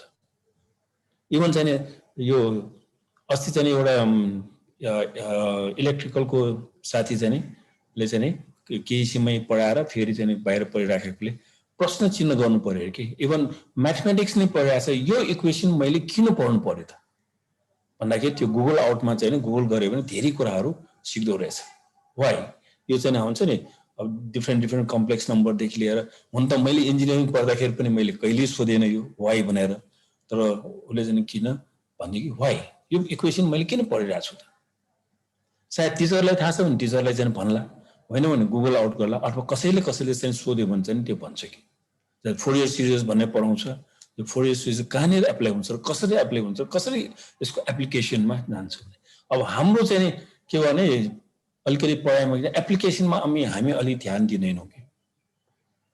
बाहिर भन्दा र यहाँको चाहिँ कुराहरूको मैले पनि यसो हेर्दाखेरि एप्लिकेसनमा जानुपर्ने, अनि एप्लिकेसनमा चाहिँ अलिकति हामी कमजोर छौँ, किनभने करिकुलममा नभएपछि जुन कोर्स चाहिँ सिडाउनलाई नै एकदम समय लाग्ने भन्दाखेरि त्यतिर लागिरहेको छैन। तर विद्यार्थी भाइ बहिनीले चाहिँ यी क्वेसनहरू सोध्यो भने टिचरहरू अथवा फ्याकल्टीले बाध्य भएर नै भन्नुपर्छ अथवा सिक्नुपर्छ, अथवा कसैसँग सिक्यो भने उनीहरूले चाहिँ अगाडि बढ्छ। तर विद्यार्थीहरू के भन्छन् भने किन सोधिराख्ने, किन सिक्ने, पढेर के हुन्छ भनेपछि त खोइ छैन। हाम्रो केशव सरले पनि त्यत्रो केही समय पढ्दाखेरि राम्रै चाहिँ पढाइराखेको होइन र राम्रै गरिरहेको हुने होइन। तर उहाँको एउटा के छ भने मास्टर्स गरौँ पिएचडी गरौँ भन्ने कुरा हो, सबैको हुन्छ त्यो। भन्दाखेरि त्यसरी गरेर आज यति राम्रोसँग चाहिँ नि विद्यार्थी भाइले राख्नुभयो, उहाँलाई टाइममा पनि कन्ट्याक्ट गरौँ। उहाँले भनिहाल्यो कि रिसर्च कसरी गर्ने, कहाँ युनिभर्सिटीमा कहाँ राम्रो छ, सबै कुरा छ भने सकिन्छ भने त गुगल आउट गरेर आफैले पनि थाहा हुन्छ। तर आफूले गर्दाखेरि अलिक समय लाग्छ भने उहाँलाई सोध्यो भने धेरै कुराहरू फास्ट हुनसक्छ। त्यसमा यसलाई म के भन्छु भने विलिङनेस हुनु पर्यो कि। अब हामी प्रवर्ब भन्छौँ where there is a will there is a way, तर इच्छै भएन भने त के हुन्छ, इच्छा हुनु पर्यो नि। अब हाम्रो सरले भन्यो कि कुनै डिभिजन आए पनि मेन चाहिँ नि, अब मैले पनि अलिअलि बुझेको हुन्छ किन मेरो छोरीले पनि त्यहाँ बिई गर्यो ओआईबाट होइन, त्यसपछि डाइरेक्टली पिएचडी पायो। अब कसरी पायो एसओपी भन्ने छ नि, स्टेटमेन्ट अफ पर्पस, त्यो फरक हिसाबले लेख्न सक्यो भने कमै मार्क्सहरू आए पनि पाउँछ। किनभने त्यो एकदम वाउ भन्नु ओह कस्तो राम्रो लेखेको भन्ने त्यो जुन चाहिँ प्रोफेसरले पढ्छ नि त्यो भयो भने के हुन्छ। तर मिनिमम क्वालिफिकेसन त चाहिन्छ, जस्तै भनिहालेँ फर्स्ट डिभिजन त चाहिन्छ भने, अनि त्यसपछि जिआरई चाहिन्छ भन्छ, जिआरई 550 नभइकन त एन्ट्री गर्न पाउँदैन भन्ने छ। त्यो मिनिमम के छ त्यो बुझ्नु पर्यो। अनि अर्को स्टेटमेन्ट अफ पर्पस, त्यसलाई अरूभन्दा फरक किसिमबाट लेख्न सक्यो भने चाहिँ नि फर्स्ट डिभिजन आएपछि धेरै राम्रो युनिभर्सिटीमा पनि पाउँछ। त्यस कारण यसमा पाउनेमा केही प्रब्लम पनि छैन। अनि पिएचडी पनि डाइरेक्ट पनि गर्नु पाउँछ। अनि नेपालमा मात्रै यो एमफिल राखेको कति वर्ष भएर, न त भने मास्टर्स गरेपछि डाइरेक्ट पिएचडीको पनि गर्नु पाउँछ। धेरैले गर्यो भने अब एमफिल पनि एउटा खुसाइदिएको कि एउटा चाहिँ नि एमफिल। म पनि प्लानिङमा त्रिभुवन विश्वविद्यालयमा बसेँ नि, पहिला त्यो एमफिल भन्ने चाहिँदैन। अब धेरैले सबैले मास्टर्स गरेपछि सबैले पिएचडीमा एप्लाई गर्न थालेपछि अब एउटा ब्यारियर राख्नु त्यसले पनि अलिक स्क्रिन हुन्छ भनेर हिसाबले त्यो वास्तवमा त्यो चाहिने जस्तो मलाई लाग्दैन। अरू देशमा कुनै पनि छैन, खालि नेपालमा मेबी इन्डियामा पनि छ अलि होला, त्यो मलाई मेरो नलेजमा थाहा भएन। तर इन्जिनियरहरूलाई चाहिँ एमफिल भनेको चाहिँदैन पिएचडी गर्नलाई, मास्टर्स अनि पिएचडी त्यो चाहिँ छ। अब त्यसको पनि अलिअलि मैले थाहा भएको मैले चाहिँ राखिदिएँ। आज म धेरै धन्यवाद दिन चाहन्छु कि हाम्रो केशव सरले होइन यति समय दिएर उहाँ आफ्नै काम पनि छोडेर आए पनि आफ्नो चाहिँ विद्यार्थी भाइ बहिनीलाई र स्पेसली केही सिक्यो भनेपछि उहाँ पनि केही सिक्नु भएको हुनाले केही न केही चाहिँ नि आफूलाई जानेको सेयर गर्ने भन्ने उहाँको जुन चाहिँ धारणा छ, विलिङनेस छ, त्यसलाई हामीले क्याप्चर गर्नु पर्यो।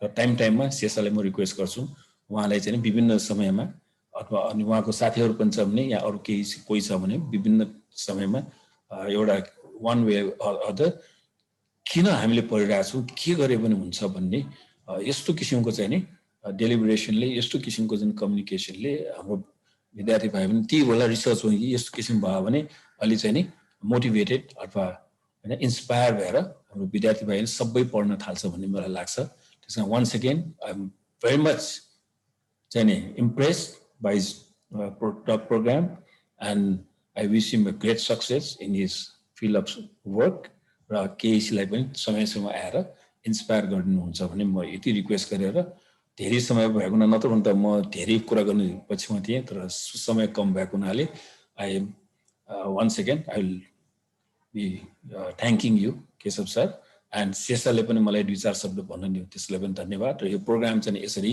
विद्यार्थी माझमा ल्याएर गरेकोमा चाहिँ नि यो इन्सेन्टिभलाई म 100% चाहिँ नि एप्रिसिएट गर्छु। यदि भन्दै मेरो चाहिँ नि 2 शब्द यहीँ टुङ्गाउँछु।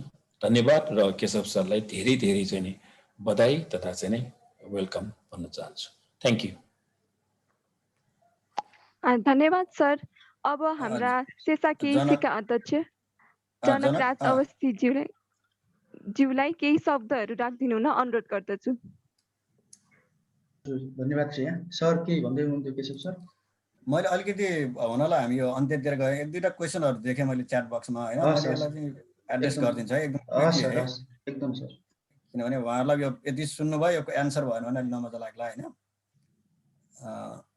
अब एउटा रिसर्च पब्लिस गर्ने जर्नल प्लेटफर्महरू के छन् भन्नुभयो है, यो चाहिँ मैले भनिनँ, तर हामी कहाँ अहिले यस्तो एउटा प्रब्लम छ, प्रिडेटरी भन्ने हुन्छ, फेक जर्नल हुन्छ जसले चाहिँ आज रिसर्च पेपर पठायो भोलि छापिदिन्छ, इभन कसैको कपी पेस्ट गरेर पठाउनु भयो भने पनि छापिदिन्छ। हाम्रो युनिभर्सिटीको राम्रो एकाडेमिक ब्याकग्राउन्ड भएको प्रोफेसरहरू पनि त्यसमा फस्नु भएको छ, म फस्नु भएको छ भन्छु है त्यसलाई। त्यसले हाम्रो एकाडेमिक इन्टिग्रिटीलाई साह्रै नै खत्तम, जसरी नक्कली पैसाले नक्कली नोटले चाहिँ हाम्रो चाहिँ अर्थतन्त्रलाई डुबाउँछ नि, त्यसरी नै त्यस्ता नक्कली जर्नल पेपरहरू प्रिडेटरी जर्नलले हाम्रो एकाडेमिक इन्भाइरोमेन्टलाई ध्वस्तै पारेको छ। त्यस कारणले गर्दाखेरि तपाईँको रिसर्च छ भने रिसर्च जर्नल पनि के हुन्छ भने हाई क्वालिटी छ भने Q1, Q2, Q3 ठिक्कको जर्नल पनि हुन्छ, हामीले पब्लिस गर्न पनि सक्छौँ। मैले पुल्चोकका साथीहरूसँग मिलेर हामीले थुप्रै जर्नल पेपरहरू पब्लिस गरेका छौँ नेपालकै युनिभर्सिटीको एफिलिएसन राखेर। त्यस कारणले गर्दा नेपालबाट नहुने भन्ने होइन, त्यस कारणले गर्दा जर्नल पेपर पब्लिस गर्ने बेला भेरी एकदम केयरफुल हुनु होला र राम्रो मान्छेसँग सल्लाह गरेर पब्लिस गर्नु होला। जस्तै SCI-MIGO भन्ने हुन्छ, थुप्रै तपाईँले गुगलमा लिस्ट अफ प्रिडेटरी जर्नल भनेर हेर्नुभयो भने त्यो जर्नल त्यस्तो जर्नलबाट बद्नु। हामी कहाँ छ भने इन्टरनेसनल जर्नल अफ ABC भनेपछि ओहो इन्टरनेसनल भन्ने हुन्छ क्या, त्यो जर्नल इन्टरनेसनल राख्नै पर्दैन होइन, डेफिनेटली इन्टरनेसनल है। त्यस कारणले गर्दा त्यो नामबाट झुक्किने होला र नक्कली जर्नलको बिगी छ एकदम। तपाईँले त्यस्तो जग्गामा पब्लिस गर्नुभयो भने, मसँग एउटा एक्सपिरियन्स छ, मेरो प्रोफेसरले चाहिँ इन्डियाबाट एउटा स्टुडेन्टले एप्लाई गरे, पहिला इमेल गर्नुभयो अनि उसले चाहिँ सबै ट्रान्सक्रिप्टहरू सबै ट्रान्सक्रिप्टहरू राम्रो देखेपछि उसले ओके लेट्स एप्लाई, तैँले एप्लाई गर अनि म चाहिँ तिमीलाई एडमिसन लिन्छु भन्नुभयो। तर एडमिसनमा उसले सबै आफ्नो डकुमेन्ट हाल्ने बेलामा CVमा चाहिँ 2टा प्रिडेटरी जर्नल भन्छ है, गुगल गर्नु होला फेक जर्नल भनौँ न, त्यस्तो जर्नलमा 2टा रिसर्च पेपर पब्लिस भएको रहेछ। उसलाई म एडमिसन लिन्छु भनेर बोली दिएको विद्यार्थीलाई पनि उहाँले चाहिँ रिजेक्ट गर्नुभयो। त्यस कारणले गर्दा यदि तपाईँ लङ टर्म करियर रिसर्चमा गर्नुहुन्छ भने जर्नल पेपर चुज गर्नु चाहिँ इज अ भेरी क्रुसियल है। त्यस कारणले त्यो मलाई अब कसरी क्वेसन सोध्नु भएको पर्सनल मलाई मेसेज गर्नु भने म राम्रो जर्नलको लिस्टहरू अथवा कुन जर्नल नक्कली कुन जर्नल सक्कली चेक गर्ने साइटहरू म पठाइदिन्छु। अब क्रेडिट आवर अनुसार GPA कसरी, यो चाहिँ युनिभर्सिटी अनुसार अथवा तपाईँको युनिभर्सिटी अनुसार कन्ट्री अनुसार पनि फरक पर्छ होइन। तपाईँले प्रायः युनिभर्सिटीको साइटमा गएर हेर्नुभयो भने हुन्छ, तर नर्मली हामीलाई एप्लाई गर्दाखेरि पर्सेन्टेजमा फर्स्ट डिभिजन आयो भने नर्मली 3 GPA मान्छ होइन। त्यो भएपछि अरू उनीहरूले कति ठाउँले पर्सेन्टेज पनि, किनभने राम्रो युनिभर्सिटीमा नेपालबाट इन्डियाबाट जहाँ पर्सेन्टेजको सिस्टम हुन्छ त्यहाँबाट विद्यार्थी गइरहेछन्, तिनीहरूले गर्दाखेरि तपाईँलाई GPA-मै कन्भर्ट गर्नुपर्छ भन्ने छैन। फर्स्ट डिभिजन भयो भने गुड इनफ भन्ने लाग्छ है। B पछि कस्तो अपोजिटहरू छन् भन्ने छ होइन। अब यसको त यसको लामो हुन्छ, नेपालमै पनि छ बाहिरमा पनि छ होइन। अब यो पनि भनिहालेँ, यो पनि भयो। फिजिक्समा engineering related news article publish गर्ने पनि भयो होइन, यो 2टा छ। Ohio state university, that's a good university, थुप्रै नेपालीहरूले पढ्नु भएको छ। पार्टिकल फिजिक्समा मास्टर पढ्न मिल्छ कि मिल्दैन। B पछि मैले भनिहालेँ, B टेक्निकल ब्याकग्राउन्ड भएको मान्छेले मास्टर चाहिँ कतिपय युनिभर्सिटीले जुनमा पनि मास्टर गर्न दिन्छन् है, सबैले होइन, कतिपयले दिन्छन् होइन।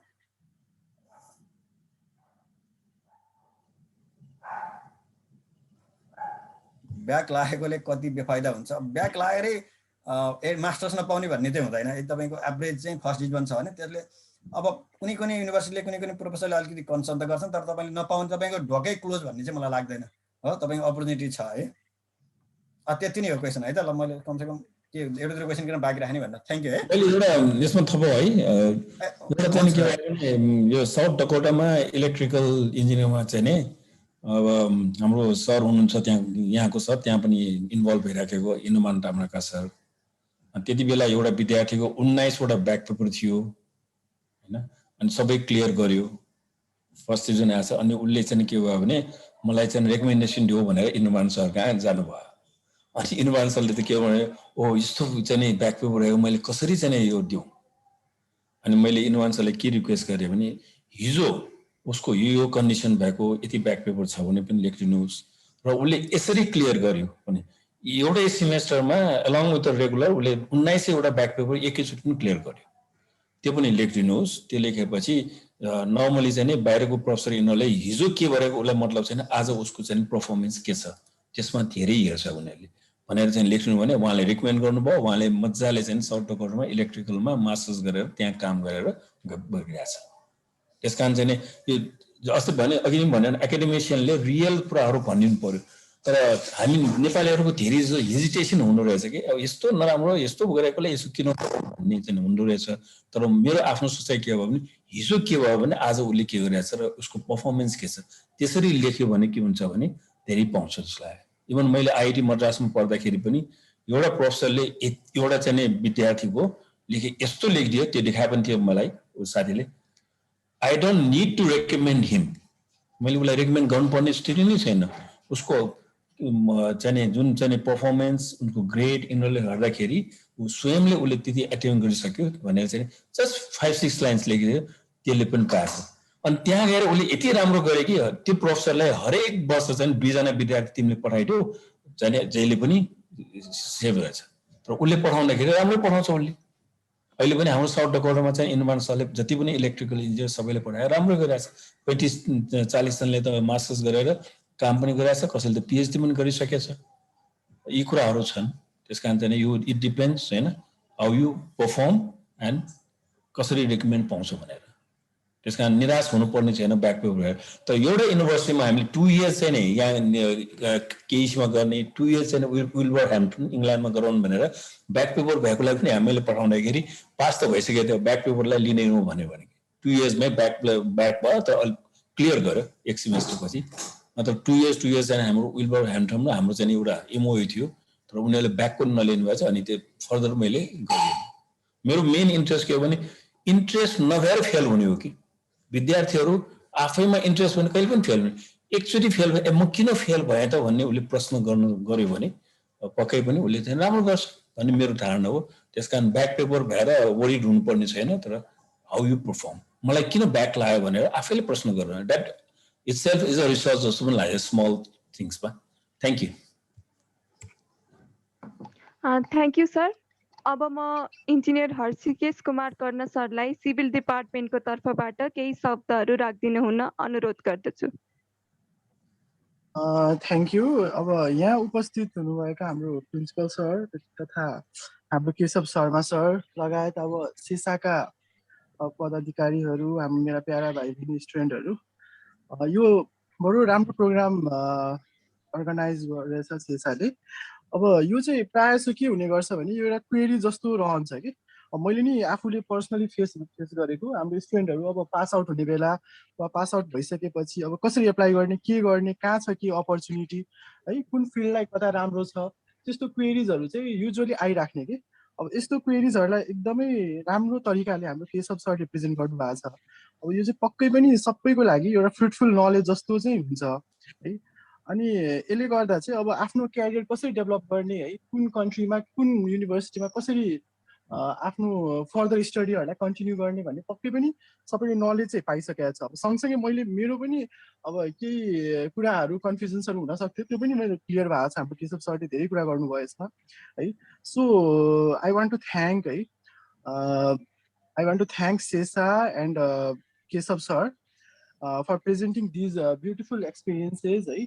र यो नलेजको कुराहरू यस्तो प्रोग्राम्सहरू चाहिँ अब सेसाले फर्दर डेजहरूमा पनि गरोस् भन्ने एउटा शुभकामना दिन चाहन्छु र यति भन्दै थ्याङ्क्स टु यु अल यति भन्दै म आफ्नो शब्द टुङ्ग्याउँछु। धन्यवाद सर। अब हाम्रा सेसा केसीका अध्यक्ष जनकराज अवस्थीज्यूलाई केही शब्दहरू राखिदिनु हुन अनुरोध गर्दछु। धन्यवाद श्रेया। सर्वप्रथम त उपस्थित सम्पूर्ण महानुभावहरूमा धेरै धेरै धन्यवाद छ। हाम्रो यो न्युतालाई हाम्रो एउटा कार्यक्रमलाई स्वीकार गरेर यहाँसम्म पाल्नुभयो। यत्रो 1.5 घण्टा झन्डै धैर्यपूर्वक सुनेर हामी सबैलाई साथ दिनुभयो र कार्यक्रमलाई भव्य एवं सफल रूपमा सफल पार्न सबैले आफ्नो तर्फबाट जुन जस किसिमको भूमिका खेल्नु भएको छ सबैप्रति एकदमै आभारी छु। म आफ्नो व्यक्तिगत तर्फबाट पनि र सेसा टिमको तर्फबाट पनि यहाँहरू सबैलाई धेरै धेरै धेरै धेरै धन्यवाद दिन चाहन्छु। धन्यवाद यति धेरै छ कि शब्दहरूमा बयान पनि हुन सक्दैन र विशेष गरिकन त म आदरणीय केशव शर्मा सरलाई एकदम धेरै धेरै धन्यवाद दिन चाहन्छु। आफ्नो महत्त्वपूर्ण समय, आफ्नो जागिर, व्यस्तता सबै कुराहरू छोडेर जतासक्दो जुनमा छोडेर हामीलाई समय दिनुभएको छ र समय आज मात्र होइन, अस्ति 1 हप्तादेखि झन्डै 10 दिनदेखि उहाँलाई सताइ नै रहेछौँ हामी, सर के गर्ने कसो गर्ने भनेर बेला बेलामा र के पनि अप्ठ्यारो नमानिकन एकदम आफ्नै भाइ बहिनीहरू जसरी आज प्रेजेन्टेसन पनि गरिदिनु भयो।